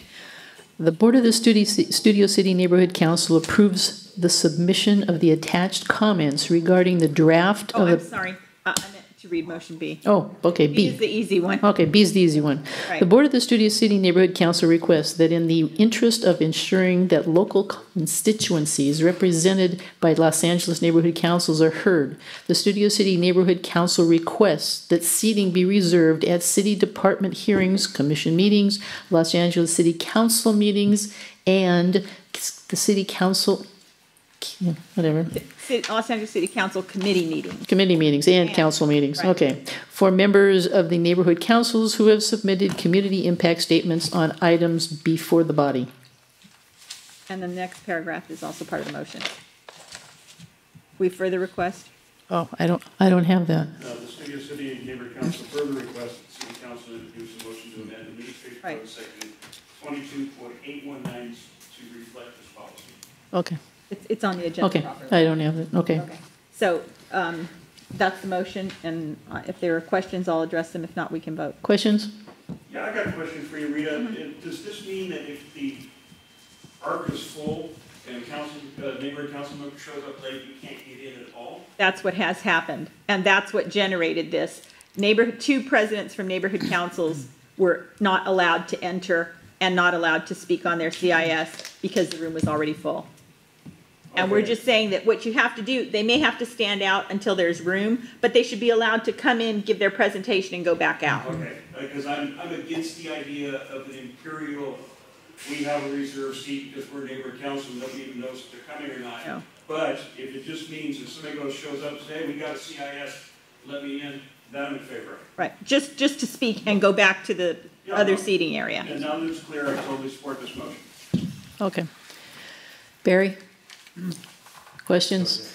So this was based on an incident where people were. Yeah, Folks there, were and it's I been read more that. than one that's Right. happened.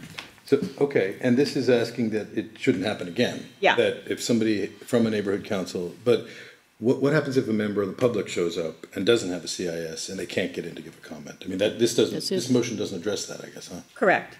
That's not within the scope of this motion. Yeah. And, But a and neighborhood probably council if, CIS, that's posted on a website, so that's Yeah. already there. So though it is disappointing that they can't get a presentation and sit at the table for 5 minutes, unlike members of the public, that's the current setup. People who come down regularly, I don't know, I mean, I'm just they wondering. put in they put in a card like anybody else, and then they would be called from the other room. Right, they could be called from wherever if they've managed to submit their card. But if a neighborhood council person had a CIS and they submitted a card, they wouldn't be allowed in? Yeah, that's what happened this time. They weren't allowed to give their presentation. Okay, well, I like what the member of the public said because I sort of agree with that idea that we shouldn't be having an imperial line of neighborhood councilists with paper that they filed previously. But I do think everybody should have a chance to be heard, so I'm a teeny bit conflicted because I'd like to expand it so that people should be heard. I mean, a CIS means you already have access to the website in a way that's quite powerful, as you know, the queen of CIS from 2014, 15. I mean, you know about CIS. So that's my comment. I mean, you know, I'll think about it. I understand it's coming from a place of people being heard, so I appreciate that. Any other any other questions? No? All right, we can vote. We don't have to do. No, we don't have to do. Okay. Everybody in favor, please raise your hand. Are you voting for or against, sir? I'm going to abstain on this one. Okay, we have one abstention. And Patrice is not here at the moment. Well, I'll note that. Okay, motion carried. No. Yeah. For the vote? She's not here for the Yeah, vote. for this vote, yes. And Eric, you said you abstained. Yeah, on the.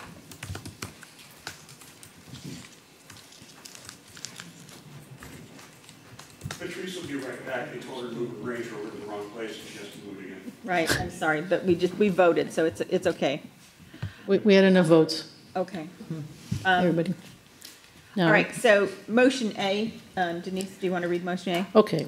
The Board of the Studio City Neighborhood Council approves the submission of the attached comments regarding the draft of the proposed requirements for commercial cannabis activity in the City of Los Angeles issued June 18th, 2017.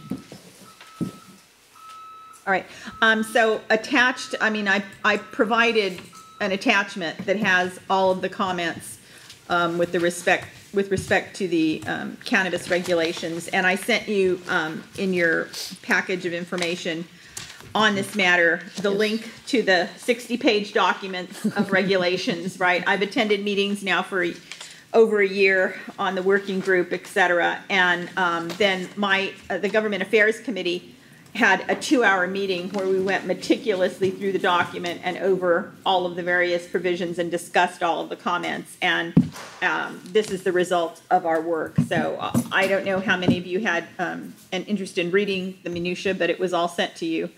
And that's where we are with this. So unless anybody has questions on a specific point, I'm ready to Okay. just ask for a vote. Richard? I didn't bother reading the 60-page document.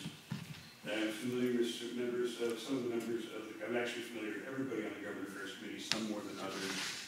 I'm really suspicious that a lot of this nitpicking and fussing and bothering not only was violations of various portions of the First Amendment and other rights that people have, are based in part with the personal, I like to call it anti-marijuana jihad certain people have been conducting for the last few years in the neighborhood. And there's a chance for the city to make a fair amount of tax money on this business. If we overregulate it, stick our nose in farther than it needs to be, fussing and bothering over things that really aren't the city's purview, we're going to drive all the good businesses out of the city to someplace else where they get the tax money, and we're stuck with nothing. So this is 6 slides over nothing as far as I'm concerned. That's all about that. Barry? Thank you, Rita, for being so thorough in what you wrote up on this. It was a pleasure going over this. I would hope you vote yes. And if you read over these comments, it doesn't prevent the city from any of its tax revenue whatsoever. It's the opposite. It just crosses the T's and dots the I's and does nothing more. And I hope you will vote for motion A. Thanks. The point of this whole process, just so you know where we were coming from when the committee met, was to get a system in Los Angeles where everybody is under the tent, as I referred to it.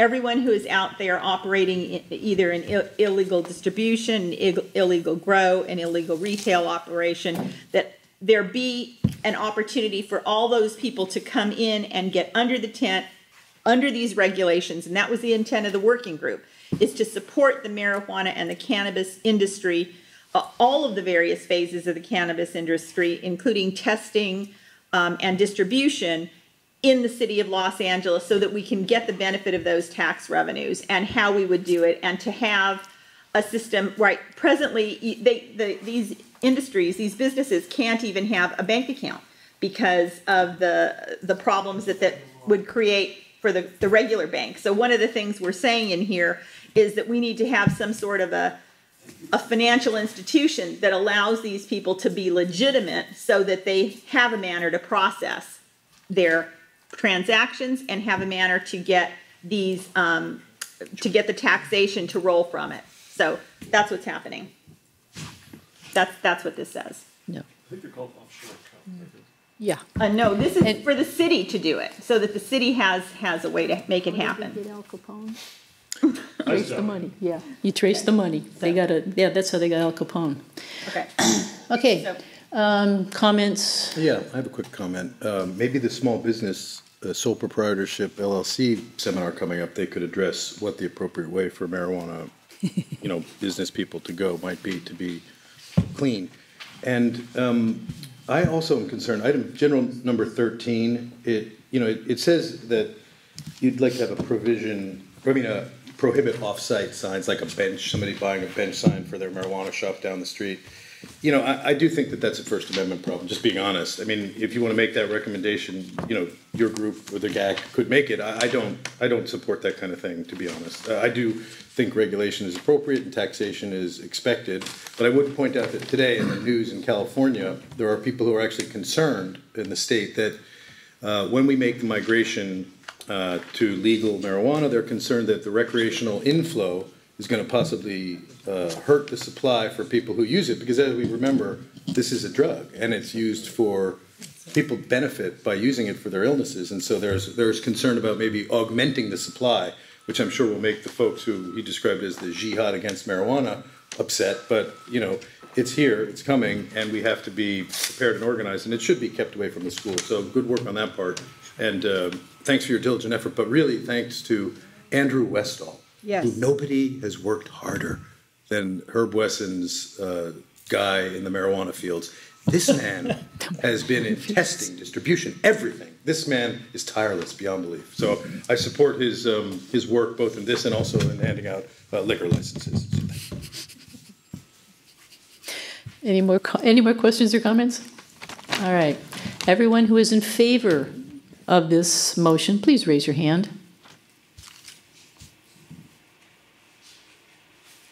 Eric, how are you voting? Abstaining. No. So we have one no and one abstention? Yes. All right, so motion carries. Thank you. All right, public safety, Mr. Yeah, Kisley, I do not have anything to add at this time. Okay. Outlook is partly sunny.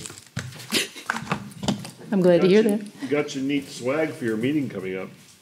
I can't wait to use it. It looks great. Why don't Tried you the do that? Band-Aid. Use it? You're gonna use it? We got first aid kits. That's cool. They're cute. Swag. That's good. Just to look at it. It's fun. Yeah. Exciting. Okay, thank you. Oh, all right, public comment. Public comment. Safety related. very Actually, nice. back when I was public safety chair. I want to pass this out. And working with the land use committee to develop our terms and conditions. So this is very germane. As was pointed out, ABC issues licenses, and there is a state law that says no more than X. But like most laws, it's no more than X unless. And the way it works is you can have above and beyond the bare minimum if there are no problems.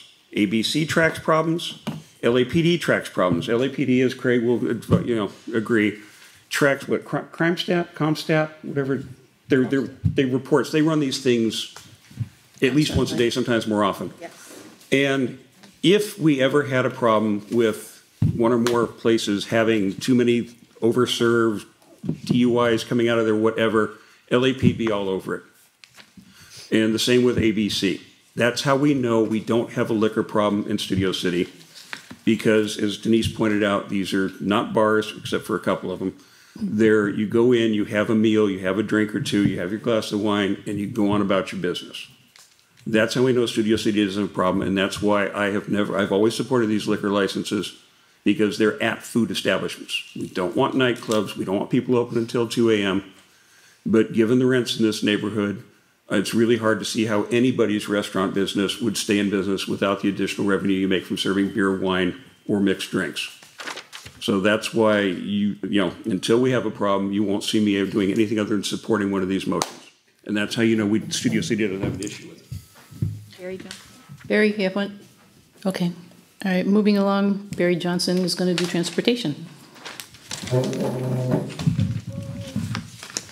We don't have any motions tonight, but we did have a meeting on Monday, July 10th, that was devoted entirely to the Harvard Westlake project's transportation issues. We had no idea how many people were going to show up. As it turns out, 4 came from Harvard Westlake and 4 from Save Coldwater Canyon, and then our committee members. But it actually was nice that there was a small group. There was interaction back and forth between everyone. I don't think anybody left the meeting, at least on the two sides, with a different opinion of what they wanted for the outcome, but still it was interesting, and we're going to submit the information that we gathered from that evening to this board's official written response to the FEIR. And just one last thing is that the FEIR did contain some new information, at least on the transportation front, and that is that originally the haul route was going to go up Coldwater to the 101, get on the 101 freeway, and go to like Azusa or something on the 134 and 210. So once they were on the freeway at Coldwater, they were on the freeway. They weren't getting off. Well, now there's a big change. Now they're getting off in 2 miles at Tahunga. And they're going to come to the bottom of that ramp where there's no signal, at least not yet. But the state is investigating right now the possibilities of one. And they will get off at Tahunga and go north on Tahunga from that off ramp without a signal to get on the 170 northbound at the south tip of North Hollywood Park, just north of Riverside and Camarillo three-way intersection, and get on the freeway and go north on the 170 to someplace where they're going to dump the dirt. So there is concern. The Save Coldwater Canyon people were kind enough to point it out to those of us that live near Tahunga. and there's been concern expressed about people that go to Tahunga Village, which is a block south of Landale where that off-ramp is. So there is congestion on Tahunga there every afternoon with Walter Reed Middle School during school when they're in session. So I think it's something that, you know, we'll address in our response, but it's just an example of something new in this FEIR that we didn't count on in the past. So we look forward to the August 2nd board meeting. Can I comment? Yeah. Is it okay? Yeah. I just want to say that if no one watches the videos, the one from that meeting, and it's not real long, it's just a little over an hour. It's really an informative meeting. It was a great meeting. A lot Shows, I mean, a lot of good stuff. There's 4 reps from Harvard Westlake, and there was a lot of interaction back and forth, and I really recommend everybody take a look at that.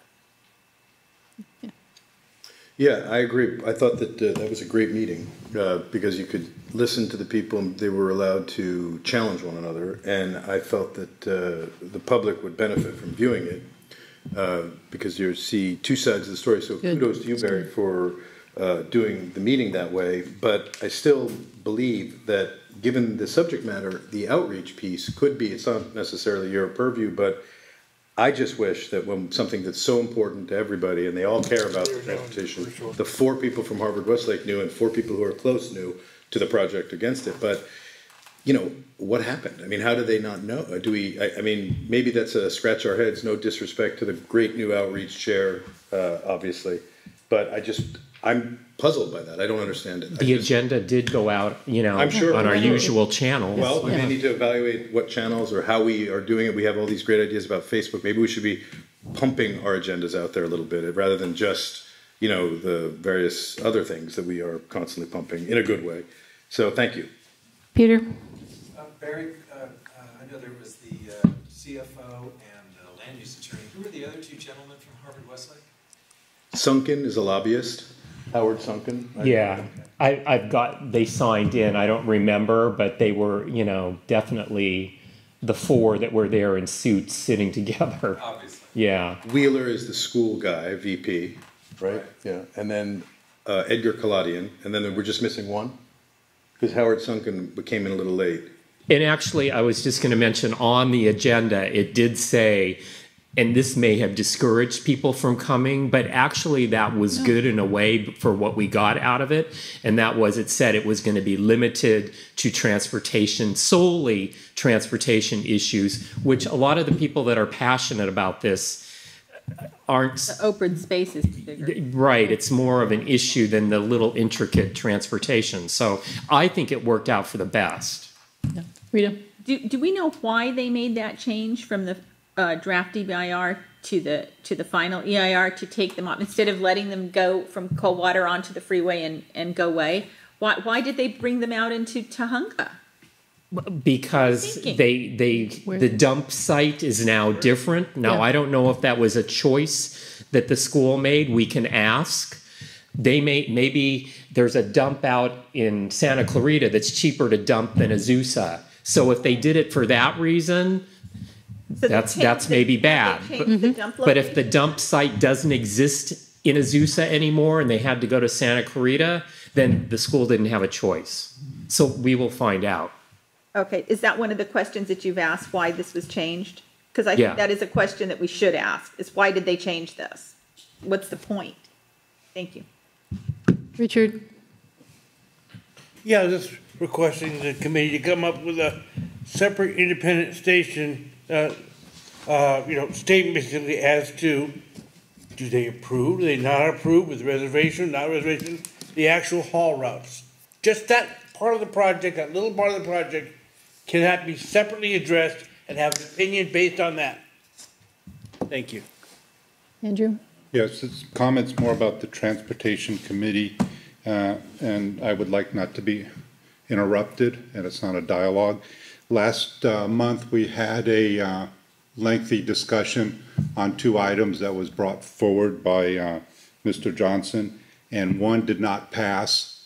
And subsequent to that, Mr. Johnson in an email mocked the vote of the board and somehow implied that an accident was somewhat at the feet of this committee and this board. I'm sorry, I'm going to do a point of order. I don't mean to interrupt you, Mr. Sussman, but this is something we can bring up at the end of the meeting when we can speak of items. Excuse me? This is appropriate. I Excuse think it's me? appropriate. Excuse me. Alex, It's Yeah. appropriate.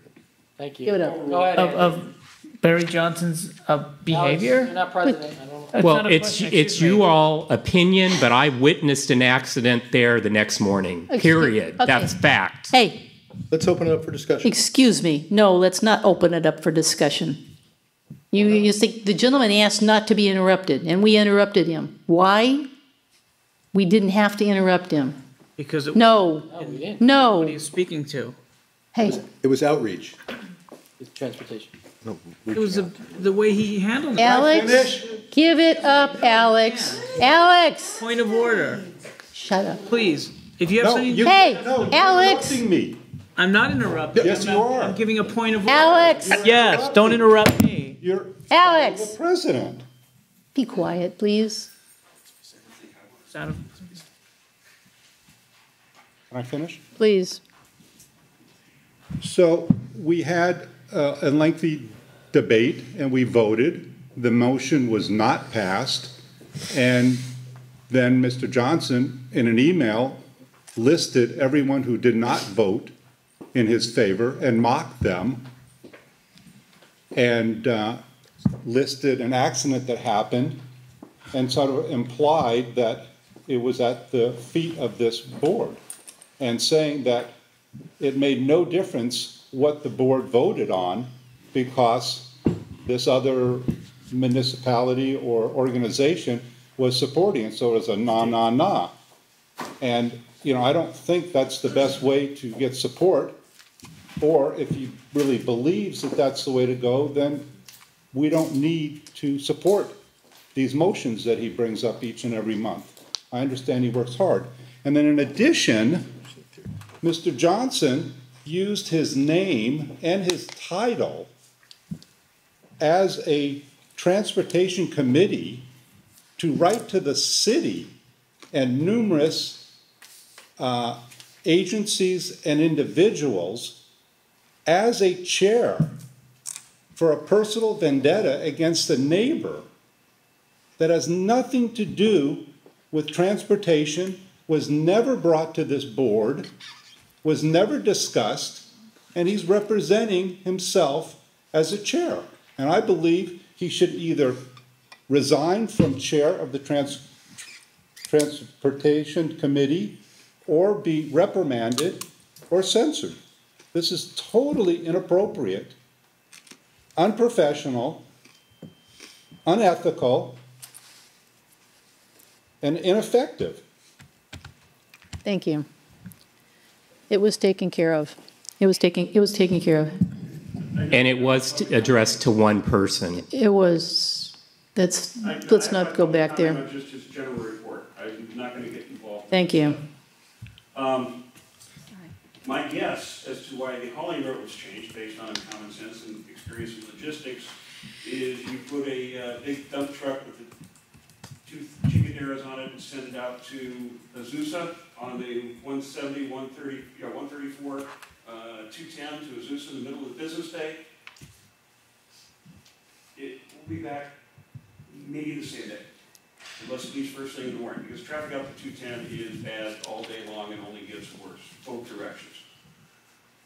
I'm appalled and darkly amused at the idea of these big overloaded trucks coming down that tight hairpin turn onto Tahunga.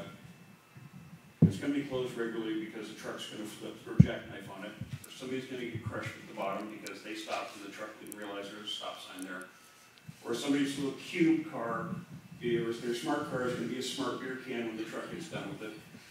And I don't think that street, Barry, you can check on this for me, is rated for that kind of load, let alone repeated loads of that. And then when they get there to get on the 170 North, that on-ramp is also a rather tight little turn with reducing 2 lanes into one.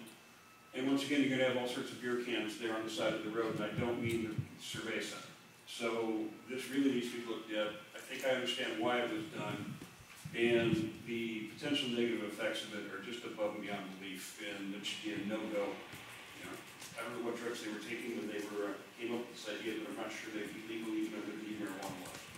So, thanks for your work, Barry. Thank you, Barry. All right, Heidi is not here, so... LCD asked me to speak since I'm on the committee. Okay, fine. We'll make it real quick.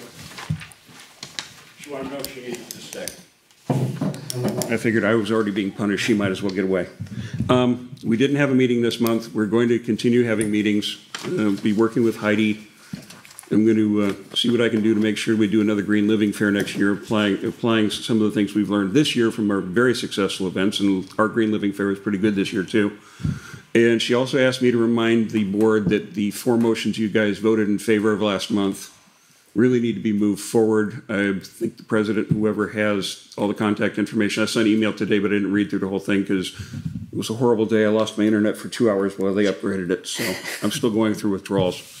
Anyway, that's the Sustainability Committee report, and I will check with you people offline to make sure that the motions are being moved forward on. Thank you.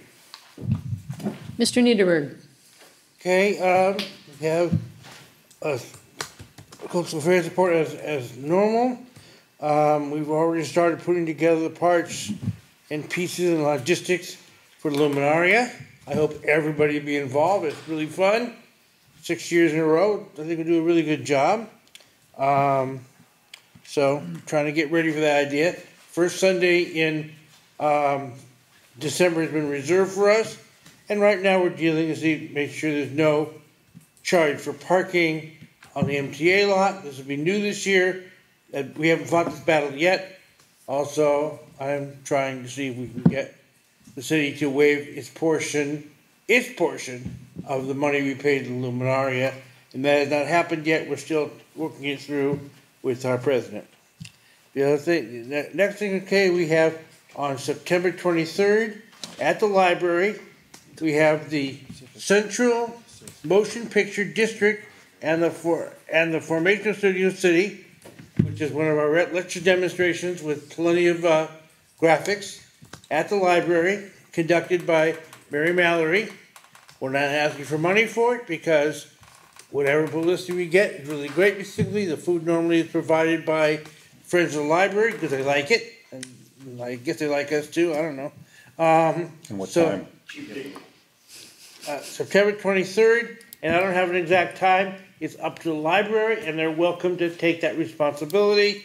As soon as they tell us, we're going to do it. Okay. We've moved our movies in the library back to more toward the fall. Hopefully it won't be quite as late as the Halloween stuff, but who knows? They said we can use it, and we intend to. And that seems to be about it for the coastal affairs. If anybody has questions, I'll answer it. If not, we'll just move on. Thank you. Yes. Yes, great work. I wanted to point out that September is also when the summer writing contest, which people are submitting entries for all summer, the Neighborhood Council's writing contest, and well, actually the Friends of the Library's writing contest. And so I'm looking forward to Mary Mallory's annual presentation, but are we holding, what is she, does she use that room with the horseshoe? Their room? The sort of the back? You can configure it any way you want, but Yeah. it has the roll down screen, it has a video projector. Okay. You know, and we have Mary Mallory on our committee, formerly the archivist for the Most Arts and Sciences. She's come up with all the materials and will make her presentation. Great. Right now she's about to publish yet another book while we're talking. Excellent. And I think it's going to be very good, basically, like especially since there's no charge to the Anyone. neighborhood council to do it. And it's actually fun. There's no bad side. You might learn something. Do we have any Oh, okay. I still think, you know, my opinions on Luminaria. It's a great event. It just, for me personally, I don't know how the rest of the board feels. I don't think it belongs there. The amount of work that this board, many people, even more than others, put into the Luminaria did not equal the results for Studio City If it wasn't for Rita, once again, pulling people off the train, stop. Pulling people physically? It would be, so my opinion is to try to move it to Moore Park. I think it's a fabulous event. It could be a little bit of a mini winter event. We could set up the lights. We could probably even have more help from the community. It will be a real community event, and the park works for us. So it's something to consider. We're now in July, because as it stands now, and I've told you this, Richard, many times, I will not be voting for Luminaria as it stands now. But maybe now that we have Keith and the outreach that he can do for us, get Keith the is word great, out. and he's doing a good job. also has But bathrooms, it's we got got parking. Facebook ads last year. We did take out Facebook. It's not. It's just. Well, I thought it was well attended. All right. it was not well. There's pluses and minuses to both sites. Yeah. It's a warm, It's my warm opinion. venue. Okay. Any more other questions? Any public comments? Not to get neck deep in the Luminaria thing, basically it's a good idea, it's a very interesting historical site, it's unique to Studio City, there's nothing else like it anywhere in the world because it's the only place that treaty was signed. It has negatives, it has issues, it has problems, but Moore Park has its own list of problems. But the neighborhood could walk Trees, there. the whole 9 yards, both sides have very good points, it's something for calm, rational debate at another time. Fair enough. Barry? That's where sea to shining sea came true, because that's Hey. U.S.'s first. Okay. Okay, Richard. Last year, there wasn't proper outreach done. I know. At all. We all know that. Yeah. And Yes. also, not everybody in Studio City lives near Moore Park or Beeman Yeah. Park. Studio City extends to the neighborhood right off Lankershim by the MTA station. There's a whole community in there. It extends up Lankershim Boulevard into the hillside from the Campo. So, I mean, this is the one thing we do each year, the only thing we do each year on the east side of Studio City. Everything else tends to be towards the west side. So, and also, if it rains, there's shelter there. That's true. Moore Park on a Sunday in December, if it rains, where are It's you gonna wet. go? Into my vortex. Okay. You want to do a bank report, sir? Beautiful event. Richard? Bank report. Long board meeting. That's very true, long board meeting. One thing I found interesting is that we were the only committee that actually only neighborhood council that set aside money for the election. Do they know something we don't know? What? Yeah. I thought it was very interesting, we're the only ones. Say that again? We're the only one that set aside money for an election in 18. Huh. Everybody else knows that it's not gonna happen, or at least they're not gonna do it. And the We're trying to be city clerk can just do what the clerk wants to do. They're gonna do it their way in their neighborhood council. Of course, if I'm cynical, I think these people want an extra There you in go. office. It's But just I won't an be cynical. allocation. Yeah. It's okay. We're not losing anything because I follow the rules. we were behaving and doing what we were told to do. Any public comments? No, just doing what we're supposed to do is, we get yelled at enough here, so Okay. I'm going to during my committee report. Just, it's easier to do what you're supposed to do, nobody's looking, you don't know what's there. Any Anybody who goes to a bank meeting. I'd like to have some dessert. Or expensive ice cream on their night, trust me, he's earned it. Yes. Vank, this is the Vank item? Yes. Yeah. Yes. Leonard Schaefer, who was the president of the commission, is no longer the president. He has stepped down, and now his sidekick is the president. And this is a new, I forget her name, but I will get it if you're interested. But that's kind of Vank related because they're all holding meetings. The commission is you probably know the Neighborhood Council Commission reports strangely to the department, as if the department were an elected official, which has always bumped me and that's why none of the neighborhood councils show up at their meetings or, according to them, even listen to their meetings. So it's very strange structure. But again, the neighborhood councils in 1996 were designed to get the word out and bring the word in. And I think we are collectively, all the neighborhood councils, not doing a great job, but we're working on it. So thank you. Bonk is a creation that had nothing to do with the NCs, really. And Bonk were our appointed individuals. They are not elected And we didn't elect them, the people didn't elect them, so they really don't represent us. How's They that? make our rules for grievances and various other Yeah. things, so it's. They just pull it out of thin air, no problem. Yeah, just Okay, a couple more things, real quick. okay, time out. Okay. The other thing is that over 50 people there that were elected, not counting water and power people, not counting people from Dunn, not counting all these other people, for lack of a better word. I hope they're people. You know, there's 50 elected people actually there to do work, and you have these other people come in. They may be elected, but hey, doesn't help me any. Thank you. Okie dokie. Bylaws. Did you take your pills tonight, Richard? Which ones? Let me see. I hope you all enjoyed the 4th of July fireworks. I enjoyed creating them. I would also point out that my PRA to Rita after the last meeting has not been responded to because I imagine she's still waiting in the deafening silence from the city attorney to actually get back to her. Speaking of the city attorney, we didn't have a meeting after last month, but we will be having a meeting this month. I sent this email on Sunday, July 9th. It was the weekend for sending emails.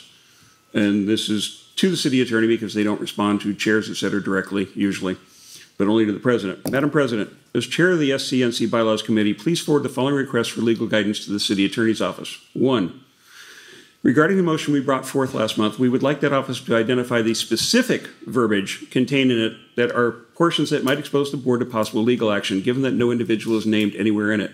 2, we would like an explanation from somebody above Darren and Elsie in that office as to how they're directed to table the motion permanently does not violate the rights of Studio City stakeholders in Article 1, Section 3A of the California State Constitution. See attached link. Please be advised, should that office be non-responsive to these requests, this committee will note that take that as a tacit admission that there is no objectionable content in the current motion and that the guidance to the tabled permanent motion is in fact unconstitutional and will act accordingly going forward. Richard C. Adams, Chair, SCNC Bylaws Committee. And unsurprisingly, unexpectedly, the city attorney yet, as the last time I asked the president, has not gotten back to her. I think they will probably about the same time I win Miss America. You know, that's possibly more likely in this day and age. We will be having a meeting to address in a different vein this sort of problem. As I pointed out in my 4th of July statement, the city attorney's office is hopelessly compromised in the issue having to deal with the election because they were intricately involved in giving advice to Dunn, city clerk, et cetera, and how the election should be held, how the grievances, et cetera, should be dealt with. And they are part and parcel of the problem. And for them to weigh in on whether or not these issues can even be addressed is a horrible conflict of interest. And moving forward, my committee will be looking at that. We lost 2 members in part due to a rather vindictive little public records request. Jeff Carter resigned. I think you guys got an email for a variety of reasons, none of which I blame him for. He's a transplant patient. He needs, he doesn't need stress in his life. And Joel, our parliamentarian, also resigned for a variety of issues, to include, no doubt, the stress invoked by this. I have recruited 1 new member who is a parliamentarian. Sorry, I'm not supposed to do that. I have spondylitis going to the VA. My neck is unstable. Fortunately, my brain isn't. And I'm actively recruiting another member of the committee, or for the committee, from stakeholder who is routinely involved in a lot of things around here. Years and years of experience here as a stakeholder. Has good knowledge of the sort of thing that we deal with, and I will also be looking for other members, but I'd like to keep the committee fairly small because small committee, short agenda, quick meetings, not a lot of time wasted. Big agenda, lots of people, you spend the rest of your life at the meeting. Comment. Any public comments? Stakeholder first. Stakeholder. Barry, you have a, okay. Alex. Yeah, I just want to, I don't know, want to add to what you were saying, actually. As my vice chair, by all means. When the city gives a directive, don't they have to give an official stand and explain themselves rather than just state that something can or cannot be done? You would think so. They're the city. Well, I know think they so. are, but I'm saying there has to be a legal opinion on any on any opinions that they have. They have to state it. So when they squelch, in my opinion, a motion, well, just because you have to, don't we have a right to have that opinion brought forth so we can analyze it and work with it? So that's my question. That's why I submitted this request. It's to address that very issue. I'm asking Madam President for guidance. Yeah, say. This was step one of a plan to address the whole problem. Whatever the issue is, I'm saying if there's a directive that comes from you would think specific question. You would think if the city attorney was going to say something, they would give you a legal reason for it. Chapter and verse. But yet we have heard nothing. So we just request the information for the future, and we will continue to do that on all issues. Not specifically speaking. Yeah, no, all issues need to be brought forth, and if they have a legal opinion, then we need to know what the legal opinion is. Yes. They have to. You have to remember, these are people that passed the bar exam but couldn't find a job anywhere but the city. No law firm would have. Yes, Richard. Yeah. Just as we are advisors to city agencies, city attorneys advisors to us, advising us not to go forward. Right, but there should be some kind of. I would think if it's. We're adults because does not work. Yeah, no, didn't work when I was a kid, so why it doesn't work now? Do you have any comment? Yeah, I have a comment. I think that the city attorneys regarding the neighborhood councils, Darren Martinez and Elise Rudin, are at sea a little bit. I don't understand what they're doing, and I don't understand the system in which a president is the sole communicator, unless Richard is working with the president and doing that clever, send it to the president and please forward it bit. But this shuts out all but one, and if you happen to disagree with the president, which I always agree with her, but if you happen to disagree, then what? And so you can't get legal advice, and we run meetings that I feel sometimes miss the Brown Act.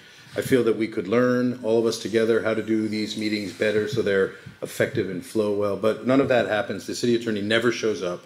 I bumped into them at the neighborhood council. I've never been to a neighborhood commissioner meeting, that's why I'm all a titter about it, but Elise Rudin was there, Carmen Hawkins, another city attorney, was there. I mean, what are they doing in that meeting where nobody is, there are no constituents, and who knows what's going on, and yet they never bring us the information we need, like, for example, as Vicky's point about what opinion specifically are you talking about? So I find that unacceptable, and in my concluding 30 seconds, I'll just say this. Richard is knowledgeable about bylaws, for sure. He has a great working knowledge, but I feel that it's a little conflicty, to use the official cute term, for, given his relationship to the president and to be the chair exclusively of a committee that has now been reduced, and I appreciate your desire for a smaller committee because you can get stuff done, but as you know, I've requested to be involved in bylaws, systematically rejected, I guess, because I'm so difficult. But honestly, that's not fair or true. And I do think that we should think about rejiggering it so that we can reflect some of the changes that I think people on the board might have support for, but never see, ever, ever, ever. So thank you. Okay. Thank you. I was just going to say, the committee has always been 5 members. I mean, historically, 5 members, no more than 7. We had 5 members when I was vice chair. We now have 4 members. I'm recruiting for 5. Qualified people are welcome to apply. Board members have several mechanisms to bring things to bylaws, either directly to us to be considered, or brought forth directly to the board. It's all right there in the bylaws. You have numerous ways to do that. And going to the city attorney thing, the claim over the years has always been it's attorney-client privilege, and we can only talk to the president, or we'll have to turn everything over to everybody, and we can't do that.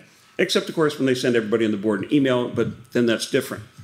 And I've always questioned that, because the city attorney, you would think, is supposed to represent the city and represent the people, because who is the city? The people. And over the years, it's always been absolutely amazing. 100% of the time, when a city attorney question is raised about whether or not something this board has done or another board has done is appropriate or legal, every single time, because there's no way to check it, the president would come back and say, oh, the city attorney said this is just fine. There's not a problem doing this. Oh, we can retroactively change your bylaws, even though the Constitution, the U.S. Constitution, forbids ex post facto laws. The city attorney's advice is always what's easiest and best, either for the people running the neighborhood council or for the city. and they never tell you anything, and there's no paper trail, no documentation. And I've yet to try to file a PRA to get any of it, but I imagine the answer to that would be attorney-client privilege and go pound sand. Thank you. Thank you. All right, we have comments by members on not in. Rob, go for it. Of course. Okay, two things. I had an email exchange with Patrice, and I want to apologize if it came across wrong, because I really didn't mean it to. It got I felt it was a little contentious, and I don't want that. I was just suggesting, and this is a comment as a board member, that we use vendors within the Studio City boundary whenever possible. And I'm not sure price is a bottom line issue. I'm just not sure. I don't think it matters who's the cheapest, if we can get it on the internet or we can get it in Northridge. I just feel we should be using Studio City vendors if possible. That was my only comment. I'm not in charge of it. It's just my opinion. So Yeah, no, I actually agree with you. It just, that